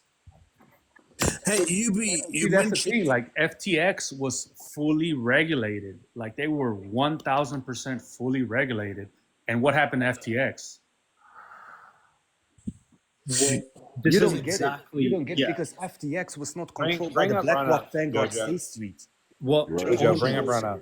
Oceans, FTX to me looks like the same exact thing that's happening with Tether because they were hiding how much money they were making. They had created their own bank account that was run by Sam's girlfriend. They were lying about their financials. And this is the same exact thing I'm saying about Tether. They're lying about their financials. I mean, bro, this is very simple, at least for me to understand. They were kicked out of Europe. They had to leave the country because of the regulations that they were putting on, and they avoided the regulations by creating their company in the islands. I mean, that to me just shows that they're hiding something and they're guilty, and they will not allow a independent third-party company to come in and to take a look at their whole company, do like a thorough outlook on their backings, as they claim it's one-to-one. Yeah, but at the end of the day, they have 10 years in operation.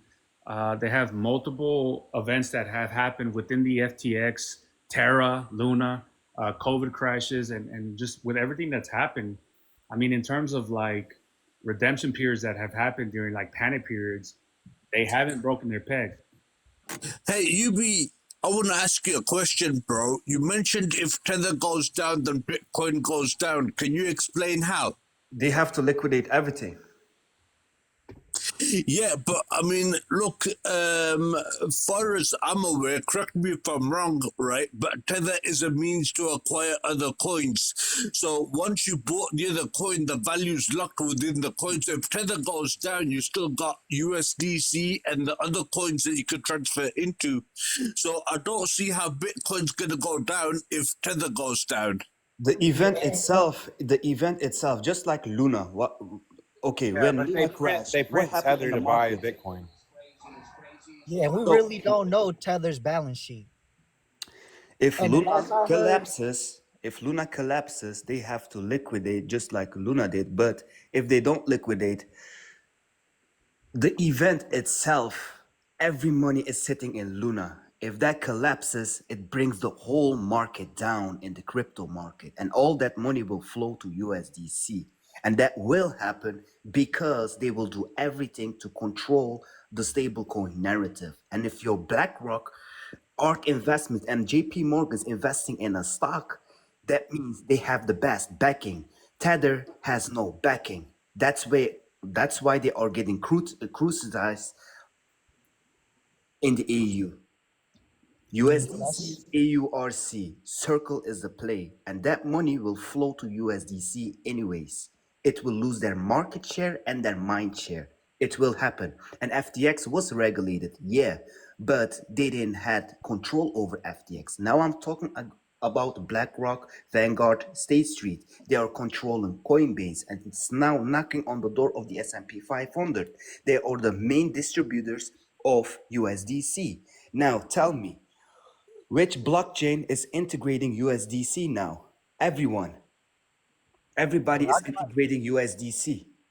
Where is Tether? By percentage, though. Tell me those numbers by percentage. I Yeah, thought but they are coming to the Coinbase. table right now.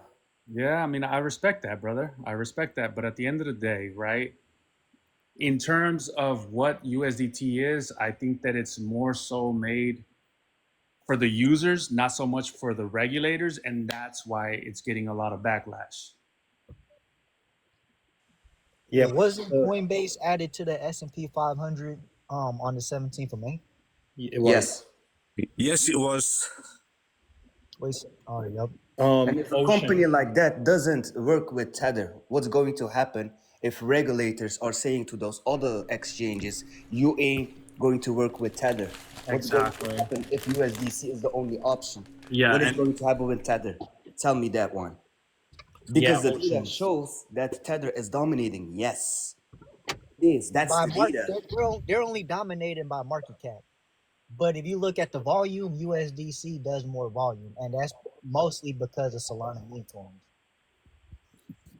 And I'm gonna tell you one thing too. Aave is gonna catch the same fate as Tether because also they are dominating 65% of whole crypto DeFi, right? Oh no, I think They I don't just like like that. smart And money, they don't just like more. that. That's why they're promoting Morpho on Coinbase. Yeah, but we really don't know Tether's balance sheet because the last I heard, they was making a lot of money. So you And can't. honestly, I feel like if they were, and, don't quote me, right?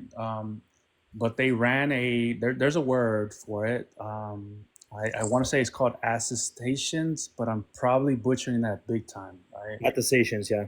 Attestations, yeah. And they were perceived to be over compliant. It's just their biggest thing is, right, is they don't want to move their HQ to the United States. And like, you can't hate on that. Yeah, there's listen, bro. Oceans, I'm gonna completely disagree with you, bro. Respectfully, obviously, we're just having a conversation. Don't get triggered. No, I'm good, bro. I know. I'm just saying that as a Keep joke, coming, bro, brother. because cash flow went off on me earlier. But anyways, yeah, That's good, brother. He calls me Section 8. I love it. the whole Tether thing, bro. This is exactly why I'm saying, like, the problem with Tether is regulation, and regulation is necessary for the whole space to move forward. Like, everybody loves decentralization, like including me, bro. We want privacy. That's the whole point of like I guess decentralization. You know, we want privacy, we don't want a middleman, whatever. But in the real world, it's not possible. We need regulation. You know what I'm saying? We need companies to offer these solutions to be able to transact in the real world. You know, All right, and if we're gonna have regulation, then fine, as long as XRP is not in that fucking group. Yeah. I mean, and my personally- argument would be with that FTX was regulated in multiple countries and it imploded.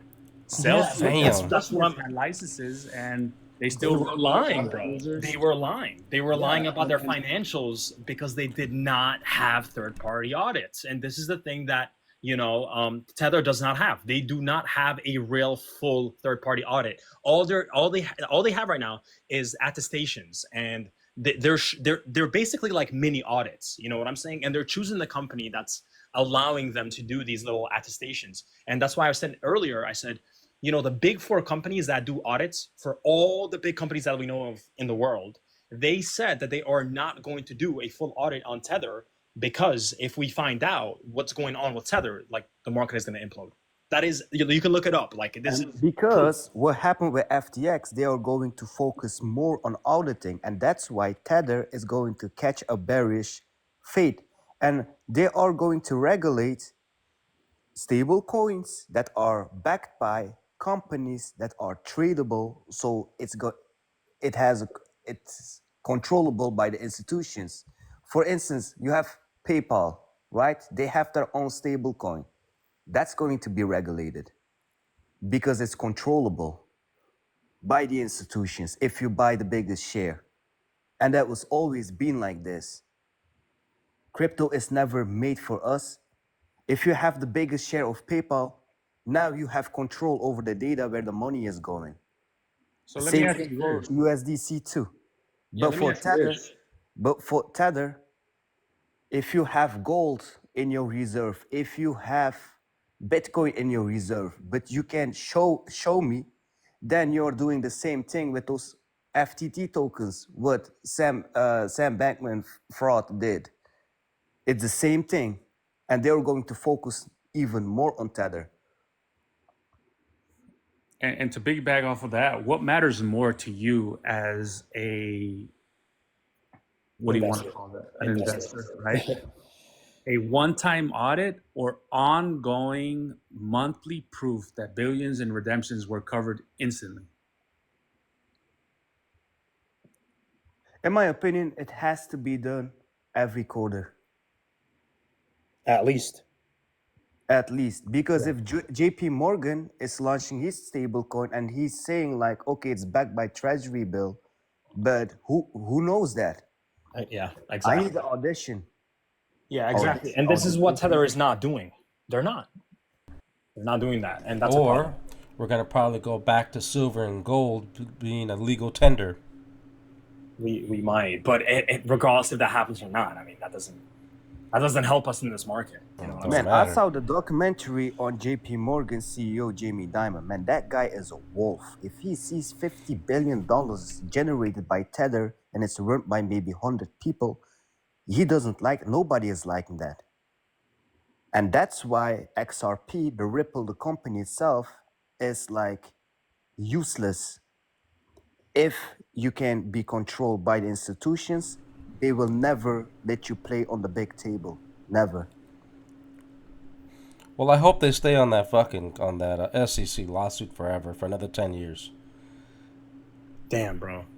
Well, the lawsuit is done. I mean, they just have Torres like signing off the documents basically, but they've already won the lawsuit. That's Whatever. just that's the truth. But I mean, listen, bro. I hold XRP, but at the end of the day, I hold it as an investment. I'm here to make money, even That's though fine. their whole thing, even though the whole XRP lawsuit was literally because they said they're not a security, but we hold the security. So at the end of the day, everyone's here to make money. But yeah, I mean, main thing is that hopefully these tokens have actual fucking utility, even if Tether goes to shit, which hopefully it doesn't. I hope it does not, but I think eventually they will go to shit unless they can have monthly audits, by a third party, a real third party, then Tether might go to shit. And if Tether goes to shit, they have 70% of the volume right now. I know some of you guys said USDC has more transactions volume. I don't see anything on that. I was actually looking that up when you guys were saying that. I still see that USDT controls 70%. Maybe recently USDC has had like a spike, but not all the time. It's growing rapidly. Yeah, it is, and it is. Rapidly. Of course, it is because they're compliant. They're gonna keep growing, and they're gonna keep taking market share from USDT. Man, they rub USDC right up in your forehead everywhere you go. Yeah. I mean, USDT, you don't see it anymore, just like it used to be. Of course back not, in the day. because they're not compliant. They had to fucking leave. Yeah. And they don't want you to hold gold or Bitcoin in your balance sheet as a stable coin. They want treasury bills. That's the only thing they want. Well, yeah, because it's volatile. You can't really hold, gold, I guess, as a backing if it's Yeah, super you can. volatile. Well, no, you can. As a country, you can. But I'm saying as a company that's backing their reserves one-to-one, they're probably not going to go to something that's super volatile like Bitcoin as a backing. It doesn't make sense. I mean, if Bitcoin drops overnight 50%, then there goes your whole backing. I mean, There goes my opportunity to buy some Bitcoin. Yeah, well, I'm talking from a larger, scale. Yeah. I'm just saying because that man from the governor from Florida, he said he's gonna, he made it legal to be able to trade. DeSantis? Yeah. Yeah. So I'm just saying, man, maybe we're looking into the wrong direction. Maybe we should be buying gold and silver. I don't know. I mean, you got to follow the money, bro, for sure. You have to look at the fundamentals of the market. Anybody that, like, I always say this, and it sounds like kind of fucked up, but it's the truth. I feel like anybody that trades like shitcoins and puts their money on shitcoins looking to make money, and you lose money, the truth is you deserve to lose money. I mean, you are investing in a speculative asset, and throwing your whole life savings on it. Yeah, it's just fucking stupid. I mean, if you make money, more power to you. That's fucking amazing. But you should take your money out. I don't think you deserve. I just think it's expected. But deserve. Yeah. But again, I use that word as in like you are willingly putting your hard-earned money into a shitcoin. It's a shitcoin, and you're still putting your money on there to make more money. Obviously, that's not true because Farcoin makes money. Yo, bro, listen, more power to you. I've never bought it. I never will buy it. I don't, but, I mean, if you think it's going to make you money, even 10%, put money on it today, bro, and pull out tomorrow. That's 10% is a lot of money. I mean, people buy shit coins like ZBEC and they short the shit out of it and they make money out of it. Yeah. I mean, again, I agree with you that ZBEC is a shitcoin.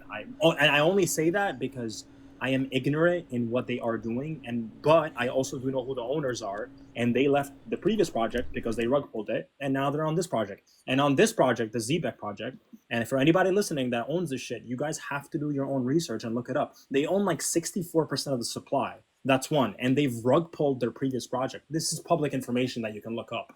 So personally, as somebody who's level-headed, and I try to invest on things that make sense, from the information that we have as the public. I would not invest in something like that, but I'm not a financial advisor. You do your own thing. But I'm just saying it's very smart to do your own research on any token that you're putting your money in. Yeah, and I would just piggyback off of that and say if you're a beginning trader and you're just trying to get your kind of you're trying to get your reps in, I would highly recommend you start with ETC and LTC.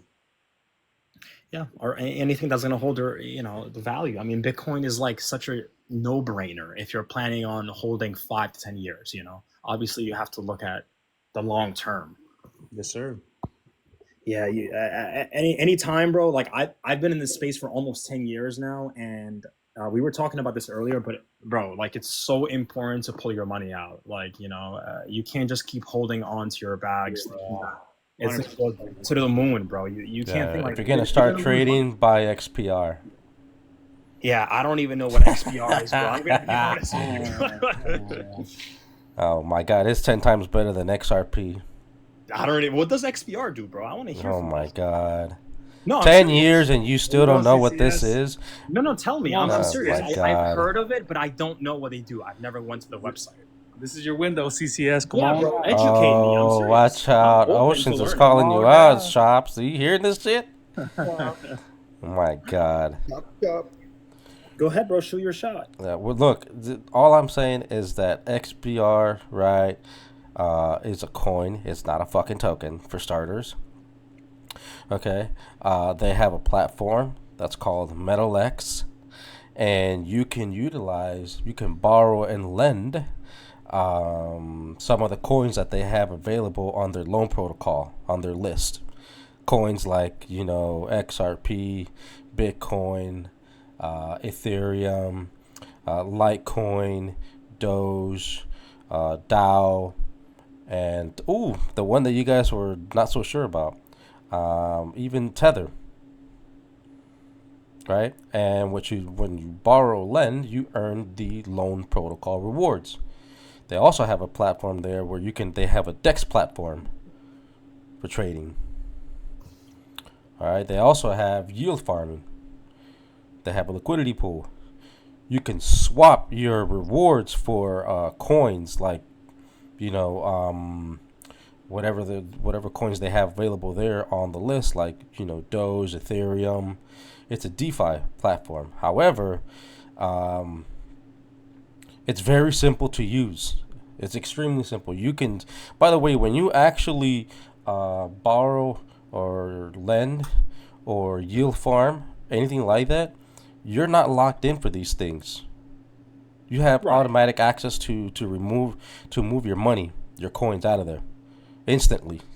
But what's so special? I'm not trying to bust your chops, by the way. Oh, you're not busting my chops. It's better than No. I'm not. I swear to God. I'm just genuinely. I do not know anything about this project. What you said though makes sense. There are so many other projects doing the same thing. You know what I'm saying? So that's why I'm asking what's so special about it. Well, here's the thing though. Let's take example LCX. How many coins does LCX have that they utilize for I don't know what for LCX staking? is. Only that. They don't have anything else, right? When you're talking about staking, right? Just in general. XPR, you can actually stake, right? And get right now, what is it, 5%, almost 5% in return? And to unstake your coins takes about 24 hours. You don't take 15 days, 21 days, a year like some of these other platforms. Okay? Now, if you want to farm, again, or you want to borrow and lend and earn the loan protocol rewards, again, if you wanted to withdraw your money from those platforms, you don't wait 12 days, 15 days. It's instant, automatic, if you want to do that. Yeah. I mean, I don't understand. Well, I don't know how important it is. You're talking about lockup periods. I know what you're talking about. But I don't know how important that is in the grand scheme of things. I mean, is XPR building anything that's going to make the actual platform? You can build a node on that. Yeah. On the platform. You can run a node. Yeah. Okay. So it also works. It works with over 750 credit union banks. And doing what? What are they facilitating? They invest in that and with the loan protocol. Okay. Interesting. And they are using this. They don't have 1,000 NDAs, like Ripple does. Yeah. They're open about it. Yeah, I understand. Yeah, I mean, there's pros and cons to that. I don't know. They have their own stable coin, their own governance. Okay, we're supposed to be, we're waiting for, I think, hopefully for the next 2 weeks. We're waiting for, what is it, Cardano and Solana to jump on board. Mm-hmm. It's a really good, it's a really good project. And like I said, I don't know if this is your first time being on my live stream. It is. Okay, well, if you go on YouTube, or even here, right? We always talk about the XPR network, the platform. All the time. You think this is going to be a big project that's going to last in 10 years? Also, I think it's going to be around for a while because it's so simple to use what they offer.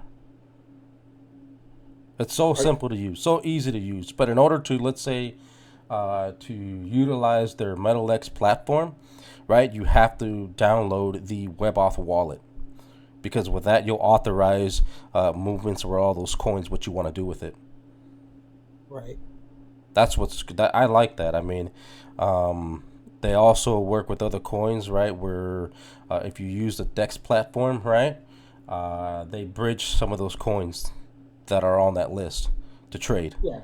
Yeah. So you guys are a layer one blockchain. Yeah. It works with layer 0, layer 1, and layer 2. Yeah. Interesting. Yeah. I mean, it's good to know other projects. You know. But for me, I'm out. You know, That's sharks. fine.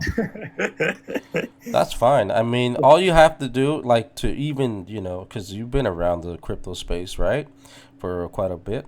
All you have to do is look at the metal2.com website, and you will see how they actually explain everything. It's very simple. Yeah. Very simple. And a lot of times when you go to these projects, let's say for example like Aave, I think Aave is a great coin, right? It's a good platform. I mean, they do the same thing that you're talking about. Yeah, but how long do you have to wait? And that shit is so complicated to actually stake their shit. I think it's pretty easy, bro. You connect your wallet and you drop your token on there and you stake it. And you wait for what, 21 days? Yeah, but that's why I was saying that's just called the lockup period. Anybody that's like locking up their tokens on there, they know willingly that they're locking up their tokens. Correct. You know what I'm saying? But what XPR network does, it works on mitigating risks. Yeah, how? Well, the consumer actually has full control of their wallet. Yeah, I mean, you have that with Aave. What do you mean by that? For example, I said that you don't actually, you're not locked in, correct? Correct. Exactly. You have full control of these coins to unlock them. To pull them out. You're saying to pull them out instantly. Instantly. Okay. You don't have to wait. Yeah. I mean, that is good. I mean, if you foresee something, the whole fucking market crashing, and you want to pull your tokens out, that's a great point. Yeah. Now, like I said, just type in metal2.com and you will see what I'm talking about. Yeah, I used to hold metal. I sold metal though. But so how does metal relate to XPR? I almost said XRP. Oh god. Shops, can you explain this a little better? Shoppity shops. What's that? Explain what? I wanted to know how metal, I guess it's a L2, right? Metal L2 relates to the XPR token and blockchain. What's your question?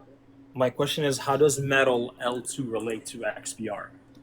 That's what Jojo was explaining to me, but I don't understand how they relate to each other. They just give a brief summary of all the. Yeah, you can pull it. Yeah, pull the site up, Jojo.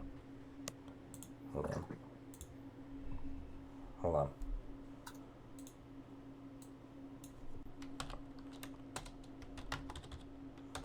AJB said, "Do not buy XPR, buy metal." I know, AJ. I love metal too, man. That's pretty good. They're all working together. So I mean, you'll watch the whole thing going up in stages. One will outperform the other by a little, but you'll see them all go up at pretty much the same time. I guess maybe I'm misunderstanding what you're doing, but I'm also watching these spikes well. But I'm trying to understand what you're actually asking with metal. You said. Yeah, no, I don't understand it either. That's why I'm saying. What was your? Explain it again. Maybe I'm just freaking blank today. Go ahead. Jojo was explaining to me. I asked what this whole blockchain is, XPR.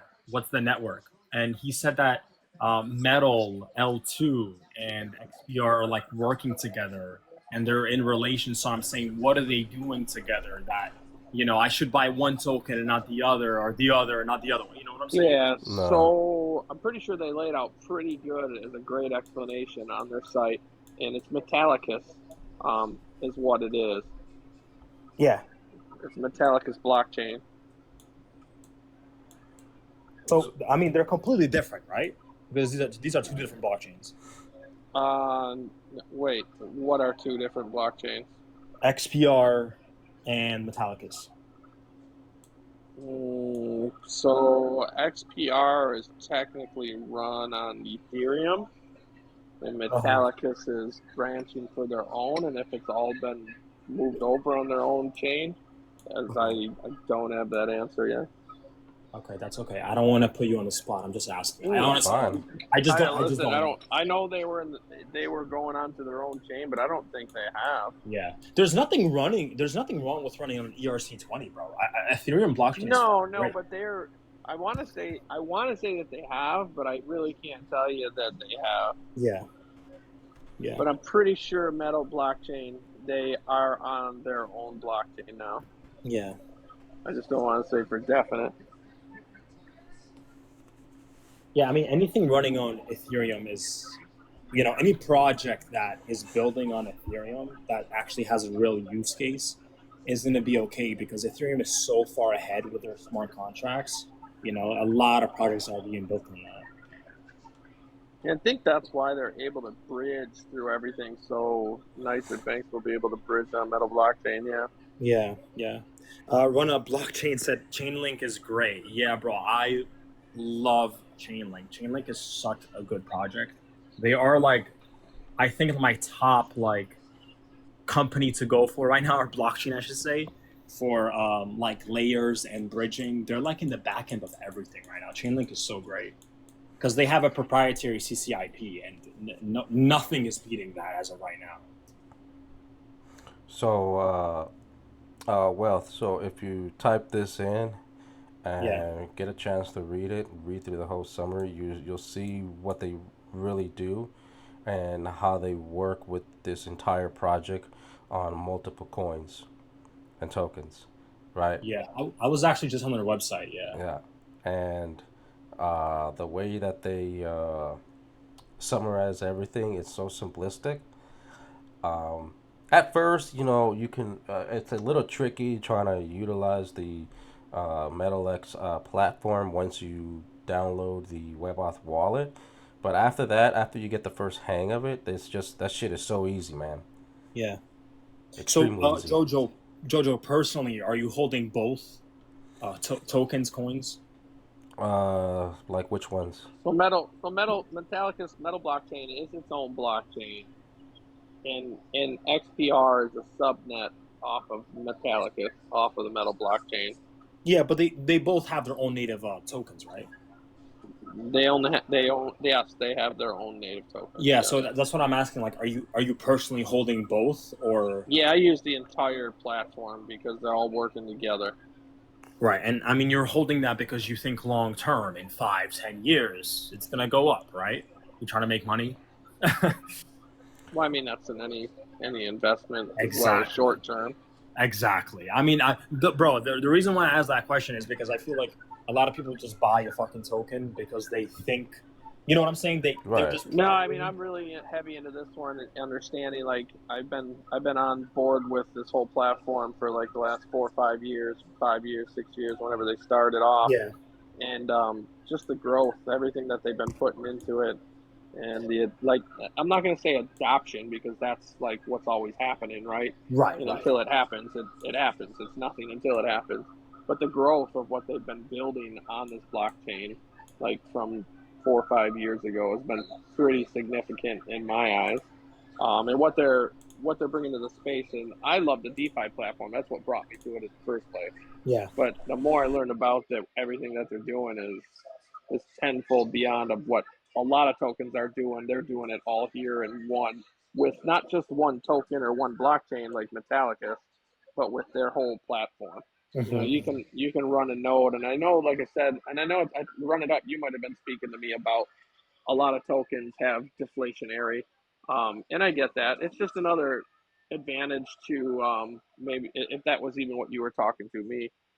A lot of programs have deflationary, but this one's built maybe same as some other ones have it, and I'm waiting to see some developers actually build on the platform to see how that deflationary works and how significant it really is.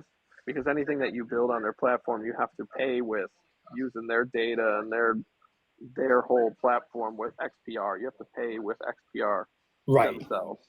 Right. So and then they burn. I think they burn all of that, so it's deflationary. Anything that you pay into it, I don't know if it's a percentage or all of it. I'd have Yeah. to look at that again. Yeah. That's most projects do that. When you transact with that token, you're Right. burning it. Yeah. Their bridging is, I don't know any wallet that I have where bridge is so simple. Like I just send it on Stellar Network or or Ethereum Network or Avalanche, and it moves over. It's going to charge you a fee on the back end, right? Right. Like it's going to come in like a few bucks less than what you send it in, depending on which one you use. Stellar's is free, so you really don't see anything off of that one. But it will take a few more minutes or whatever, but you'll see it over on your WebAuth wallet when you send it to your wallet. And I know they have Metal Pay, which I can't use in North Carolina, but everybody else pretty much can. I guess New York and North Or New York Carolina. too. Right, and Me their too. Metal Pay is a great platform to just buy. It's the access with just a credit or debit card, and then you can move all your tokens over to the WebAuth wallet. And the WebAuth wallet is kind of like a ledger, like their own ledger in a sense, where it confirms and authorizes all your activity for any of your metal blockchain, like farming and staking and everything like that. Yeah, it's a wallet. Yeah. Just like MetaMask. Well, Trust. a wallet that everything is authorized through it. Yeah. Right.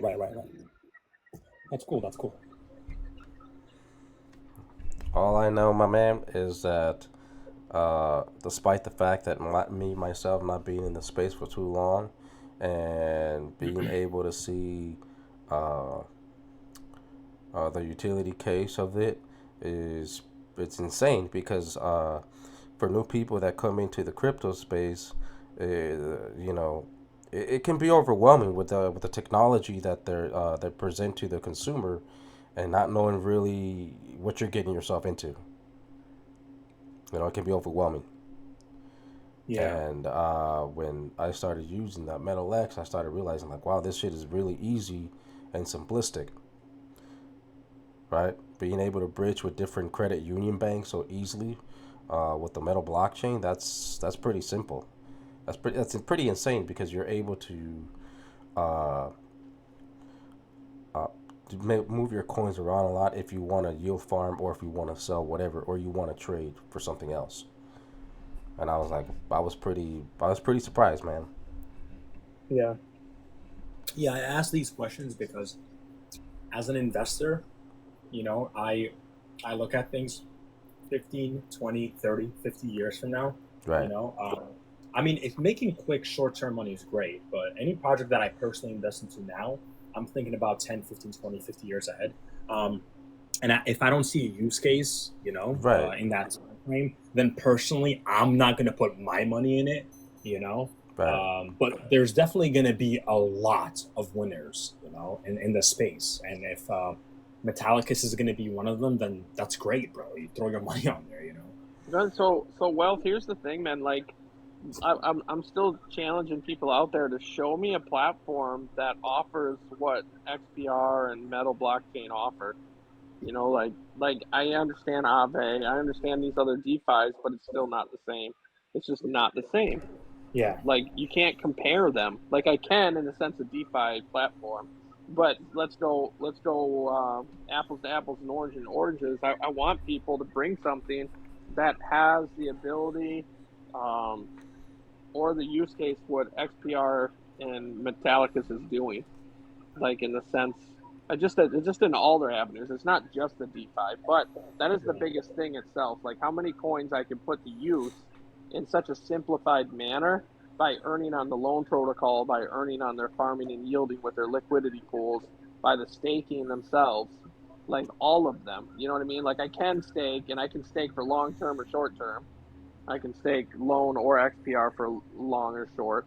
You know what I mean? I can yield farm it with those liquidity pools, which they're using all their tokens, which is a smart thing, right? They're not going out there and just grabbing all these other fucking tokens out there just to throw on their field on their platform, which I think is smart. I think that's good. They're sticking with their own platform. That's how I think it should be. You can have other ones out there that offer more, but I mean, you go to Aave, it's more complicated than fucking putting a goddamn computer together that somebody's never even a fucking button in their life. You know what I mean? Like go grab your 95-year-old grandma and have her fucking build a computer. You know? Yeah, I mean, It's kind of like that. The simplicity, the ease of use, the reward, like I guess the quickness of the rewards, like it's instantaneous, right? With a lot of them, you don't have that. yeah, You know what I'm saying? You don't get to see it. Like it's literally adding in front of your face when you go to it.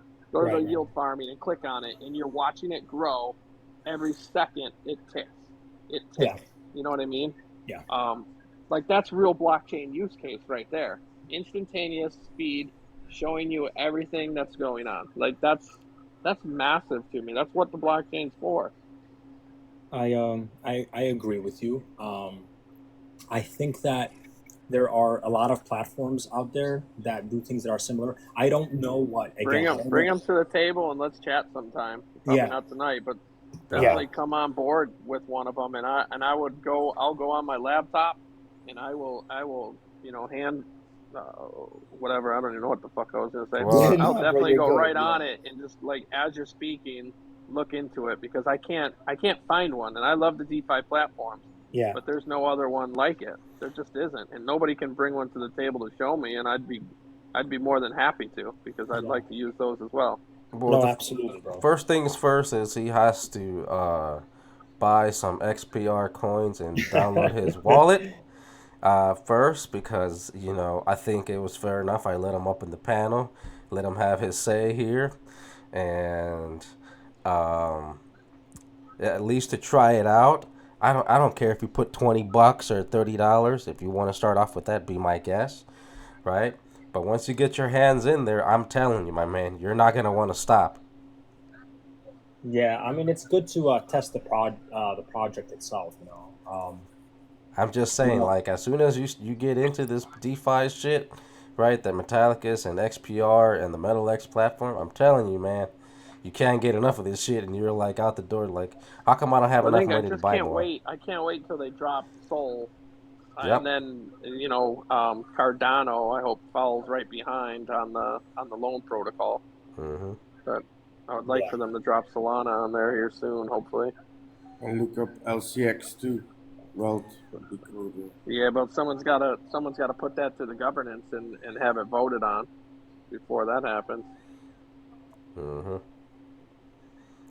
And I And seen maybe, H bar was through their governance, which one of the numbers must have not been met because the 1% was on the votes, but I don't think they had enough votes in. So I think that's why it didn't make it. Like I remember I told you I think H bar was in the talks and H bar was and it went up for vote and it was majority vote, but it wasn't enough votes, which was odd because God damn, I would have thought HBAR would have made it, but I guess it wasn't recognized enough. And hopefully someone brings it back to the governance and revotes that back in. well, yeah. And that whole loan protocol, I think that's huge in itself. Like I think that's a big game changer when people realize it. I think you'll watch that just continue to grow. All in all, it's like I think wealth is that it's something to really consider and look at it and try it out, um, and then give me your feedback. I mean, if it's not for you, I want to know what it is you don't like about it or whatever. And yeah, if you can come Right. back with a different platform that you think it does the same, like the XPR and the Metal X platform, I'd be more than happy to share this live and show the people that are in this live, that there's something out there potentially better. I have no quarrels with that. yeah, yeah, bro. I never join lives and I shit on people's decisions. Everyone has their own personal, educated opinion on what they believe is gonna quote unquote change the world, Right. and that is great.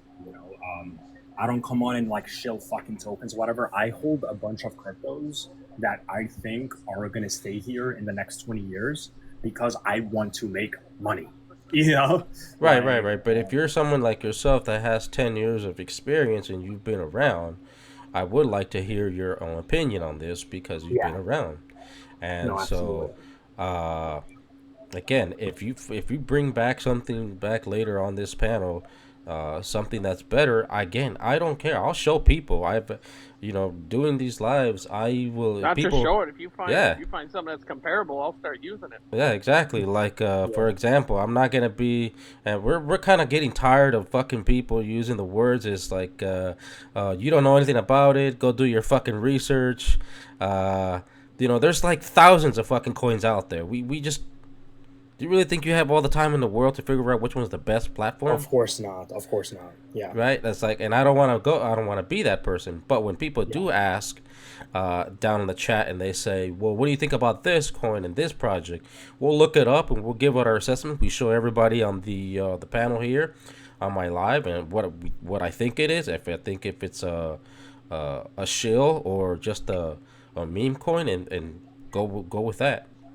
Yeah. No, absolutely. And today, I feel like, well, at least for me, because I've been in that space for so long, but for me, I can look at a project and just say, like, this is a shit coin. And new people that are coming in, I obviously have trouble doing that, but there are good projects. And if, XPR has an actual development team and they have developers and new people coming in, and they have proprietary software that they're using, and their own proprietary blockchain, that's fucking amazing, bro. That's what you need in a project.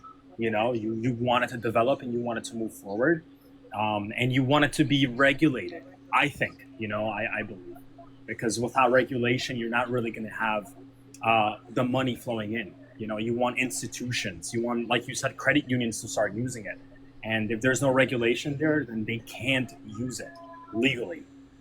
Correct. Well, Marshall Hayner used to work for Stellar Lumens, Uh-huh. and he's the one that owns the Metallicas, right? And he didn't Yeah, like the way that it was he going. used to work for Stellar, and he helped build, I guess, the Doge wallet. Yeah, who's that guy? Who's Marshall? Marshall Hayner's one of the co-founders for Metallicus. Oh, okay. And Very smart individual. Like, it's great when you can catch him speaking about the project and shit. Yeah, yeah. There's a lot of guys that jumped around in a lot of projects. You know what I'm saying? Right. But you said he worked on Stellar, right? Mm-hmm. Yeah. I mean, listen, bro. I hold Stellar. You know what I'm saying? Well, we were hoping that we were going to get XLM onto the loan protocol for the lending and borrowing. Yeah. But I don't know what happened. It fell.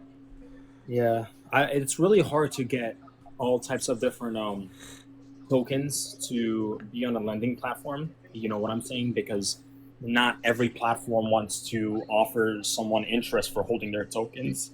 Excuse me. And so it's really hard to do that unless you're strictly offering them a stable coin. If you're offering somebody a stable coin that's backed 1-to-1, then they can obviously reward you in their native token or whatever the protocol is offering. But I don't think it matters a lot to have every single type of token to be offered. Correct. On the blockchain. I think what's more important is to have bigger projects and bigger institutions, players come in and start using that project. That's a lot more important, because that's where the volume is and that's where the money is and that's what makes tokens blow up. Well, I mean, I'm sure there's other coins or projects out there that don't really do much, and there's a lot of fucking liquidity in there somehow. Oh, absolutely.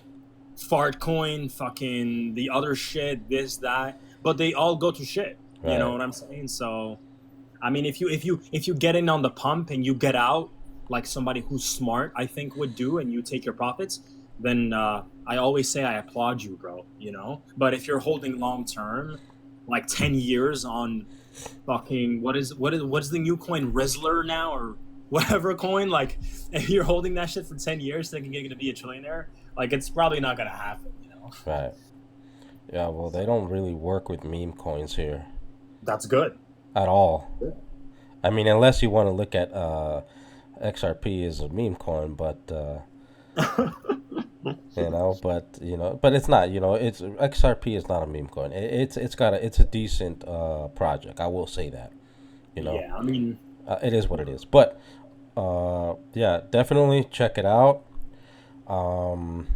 Normally I do these lives from Fridays through Sundays. During the week, I don't do that because I work.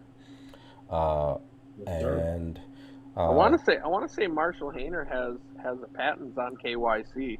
he does. What do you mean patents on KYC? KYC in general or KYC for their platform? I think KYC, but there's got to be more to it. Because KYC is KYC. I mean, KYC has existed for hundreds of years, you know, but maybe for their platform. You know what I'm saying? Like, KYC. No, I don't. I mean, hundreds of years. It blew my mind on that part. Yeah, I mean, listen, you know what KYC is. I mean, KYC is know your customer. It's a way to verify who you are, you know? So that's all it is. Well, we're talking about the blockchain space, which hasn't been around for hundreds of years. So that's why it blew my mind.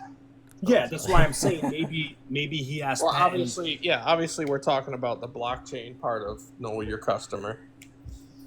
Yeah, I don't even know what blockchains are using KYC specifically on chain. I'm guessing they're doing it through a smart contract because right now I don't even know a project that is utilizing KYC specifically, like in their own blockchain.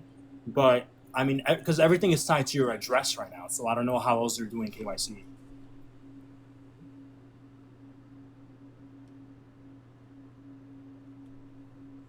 Well, they pretty much ask all your information whenever you want to use that WebAuth wallet. Wait, what'd you say, Jojo? Sorry. They usually ask for your for a lot of information when you want to use the WebAuth wallet. Like what? You know, like you have to. They'll take a picture of your ID, stuff like that. You know, basic information. Really? Mm-hmm. They're doing that with this project? Mm-hmm. That's really interesting. Yeah, it's integrated right into the Metal blockchain. Yeah. Watch out, Grover. Come on. Yeah.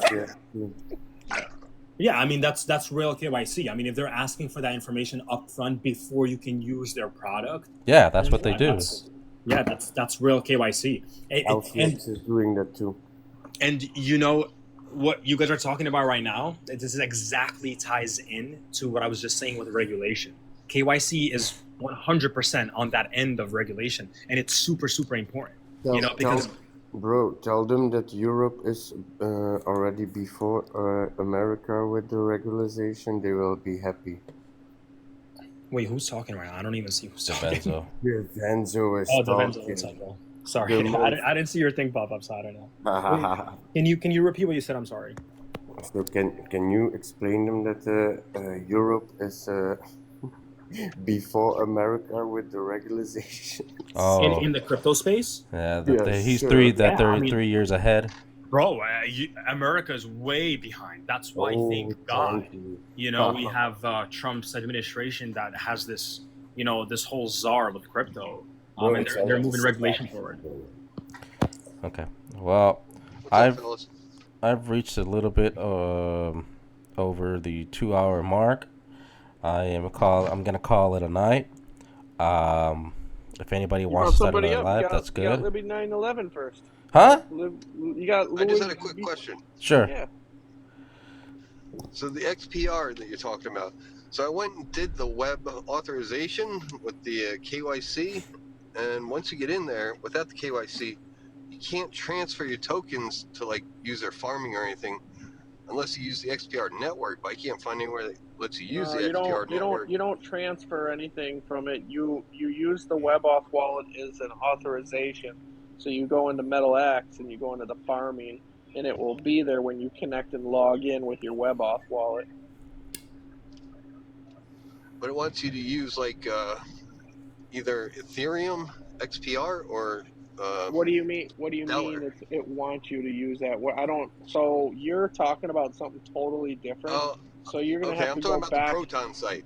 No. Yeah, you're way off. You're saying things that don't make sense. So I've heard many people speak of stuff like this. So we have to bring it all the way back to the beginning step of what you did, because we're talking about 15 different things.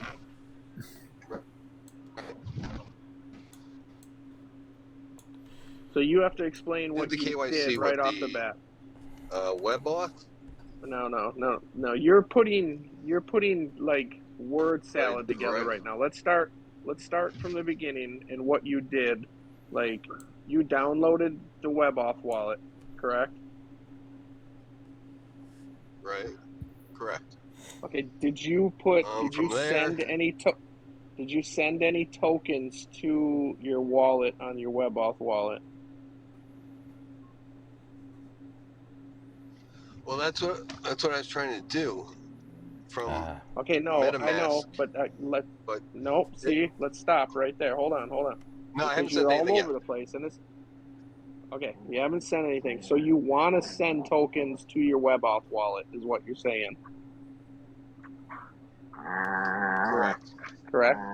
Okay, and you want to send them from your MetaMask wallet, correct? Correct. Okay. What token are you trying to send from your MetaMask? XPR. Okay. So you go to your WebAuth wallet and you select XPR and you select receive. And on that receive, you can use your title name, which isn't work everywhere, Ethereum or Stellar blockchain. You have that choice to pick one of those three. If you're on MetaMask and if you're moving XPR and it's on the Ethereum chain over there, well, then I suggest you make sure of that and you select the Ethereum chain off of your WebAuth wallet, and you put that into your MetaMask when you're sending. But when I do that, it tells me I need the KYC, and I did that. I just haven't heard anything back from it yet. It's been like a week. Yeah, that stuff, I don't know. I know somebody else was struggling with getting their KYC, so I don't know what some people are doing and why they're struggling to get that. So that would be a customer support thing with them. So I would go to their site and just chat with them on customer support.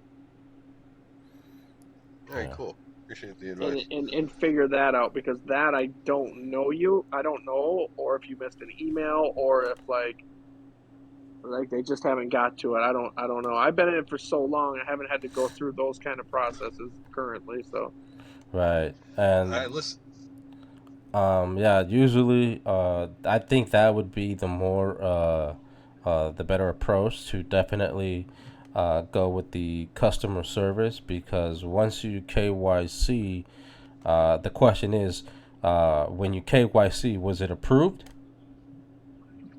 See, I haven't gotten an answer yet. That's why. Yeah, you're not going to be able to utilize that wallet until it's approved.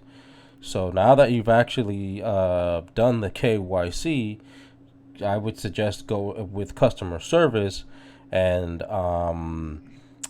get in contact with them. Everything that you do with them, it's going to be through email, or you can do. They got their little agent there as well. yeah, I would use their chat on the agent for them, and then. But I know more people have been saying this, so I don't know what they're running into. Right. Yeah, Right. And I'll be honest with you, it's been a while since I've actually, like, the same thing with the used shops. Like, I've been using it for a while. It's like I can't remember what was the next step after I KYC. Right, and I'm sure things have changed since then too. I know they have since I got involved. Right. So one thing is, JW, is that first has to be cleared out, and once you have that cleared out, the next step is where you're able to move your coins from MetaMask Ethereum, right, chain, onto the XPR Ethereum address on your WebAuth wallet. You'll be able to do that, but the first thing is, I think we got to get that cleared out first. Where did you do your process with Know Your Customer with the WebAuth? Did you do it from your mobile phone? Did you do it from a PC? What did you do it on? An iPad. Okay. Okay. So you did it from an iPad. What Explorer did you use? I did it on Google or Chrome, I think. All right, so I know there's certain things that work better than others and get blocked from some, so you want to look into that as well. And you want to make sure that it's not like sending you right back to the app instead of actually going through the browser. I know there's a little hiccup with something like that too. Or you know what? No, actually, I was doing it through. I tried doing it through the MetaMask browser. Yeah, I wouldn't be using MetaMask anything to do know your customer with WebAuth. I wouldn't be. That doesn't sound right. I moved them. I moved it to. I was moving around trying to figure out how to get it to work because it doesn't ask you for KYC if you choose the XPR network. But I couldn't. I can't figure out how to. Nobody has that chain. Yeah, I think. Yes, so I wouldn't use the browsers through MetaMask. I would go to XPR, like Metal Blockchain, their website, and I mean, I don't know how much you put in. It sounds like you're just waiting for your approval, which kind of sucks because you don't want to start another one, right? Right. Yeah, so that's the thing. Like, I mean, we tell people go to the sites and go through here. So when people go through back doors and try to set it up, that might be their problem. That might be what Yep. they're running into because they're not using the right area to download their WebAuth wallet.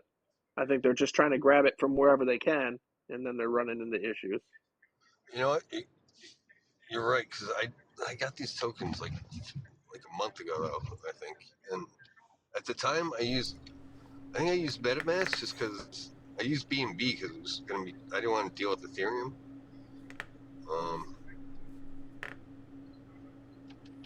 Yeah, I'll have to play with it more. I listen to you guys all the time. I'm at work though, so I jump in and have a truck all day and never participate. But Yeah, I would go right to their site and see if you can get a WebAuth wallet through them, and then try to restart and see what happens. Yeah. yeah, I'll do that and I'll let you guys know. Yeah. If anything, I mean who knows? I mean, well, I don't even want to make any give any advice at this point. I'd rather just uh have you clear out that WebAuth authorization, make sure it's cleared out, and you can use the WebAuth wallet. You know what I mean? That's the first thing that we would actually have to get done. Once you have that done, then you're able, like I said, you're able to move those coins around from the MetaMask to the WebAuth wallet using the Ethereum on-chain address to your WebAuth wallet, and that should normally do cover it. Another quick question is, so if you go to like CoinMarketCap, it shows a BNB address and Ethereum, but on the WebAuth they have Stellar. I'd rather use Stellar, but why don't you see Stellar in CMC? Well, I think Stellar's not in the DEX trading. That's one of the things. It's like you know, Stellar was supposed to be coming in with the jumping in on the platform as well because of the voting governance, but I don't know what happened, what fell through. But it's usually that if they have Stellar on there, right, it's because they use Stellar to bridge or like move your coins using the Stellar network, and sending them to the WebAuth wallet. Oh, I got you. You understand what I'm saying? It's like you have the XPR network, which you can only use when you have your MetalPay app. When you buy coins or tokens on the MetalPay app, and then you can just send them directly using the XPR network address. But then if you have like your Coinbase wallet or MetaMask, right, and you buy XPR coins on Ethereum chain, right? Well, in order to move those coins, you'll have to use the Ethereum network address, and Stellar's the same way.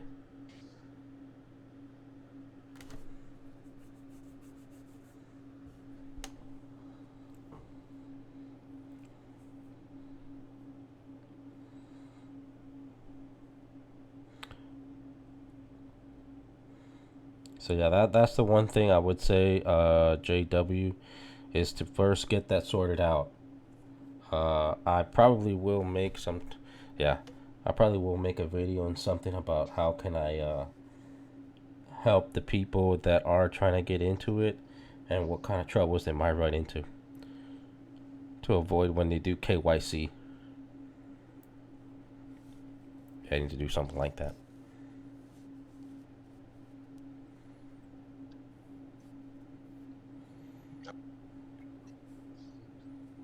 Cool, appreciate it. Any other questions, JW? I'm gonna play.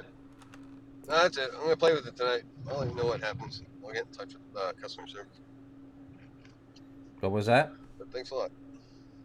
All right. I'm gonna play with it tonight. I'll get in touch with customer service and I'll let you know. But thanks a lot. Yeah. If anything, I'll be live in tomorrow morning as well. All right. Thanks. Yeah. So if anything, you just like follow me, and then if you get it sorted out, great.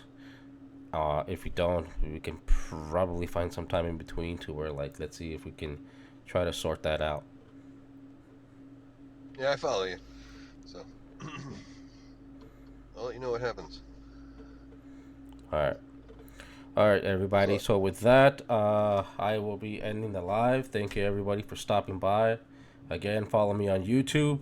I have all those videos on YouTube. Take care, Scotty. Just type in JoJo's Crypto. You'll see that Chainlink logo, and you'll see all the videos posted up there. All right, and you'll be on there as well, JW. All right, night. Yep. All right, take care, guys. Bye bye.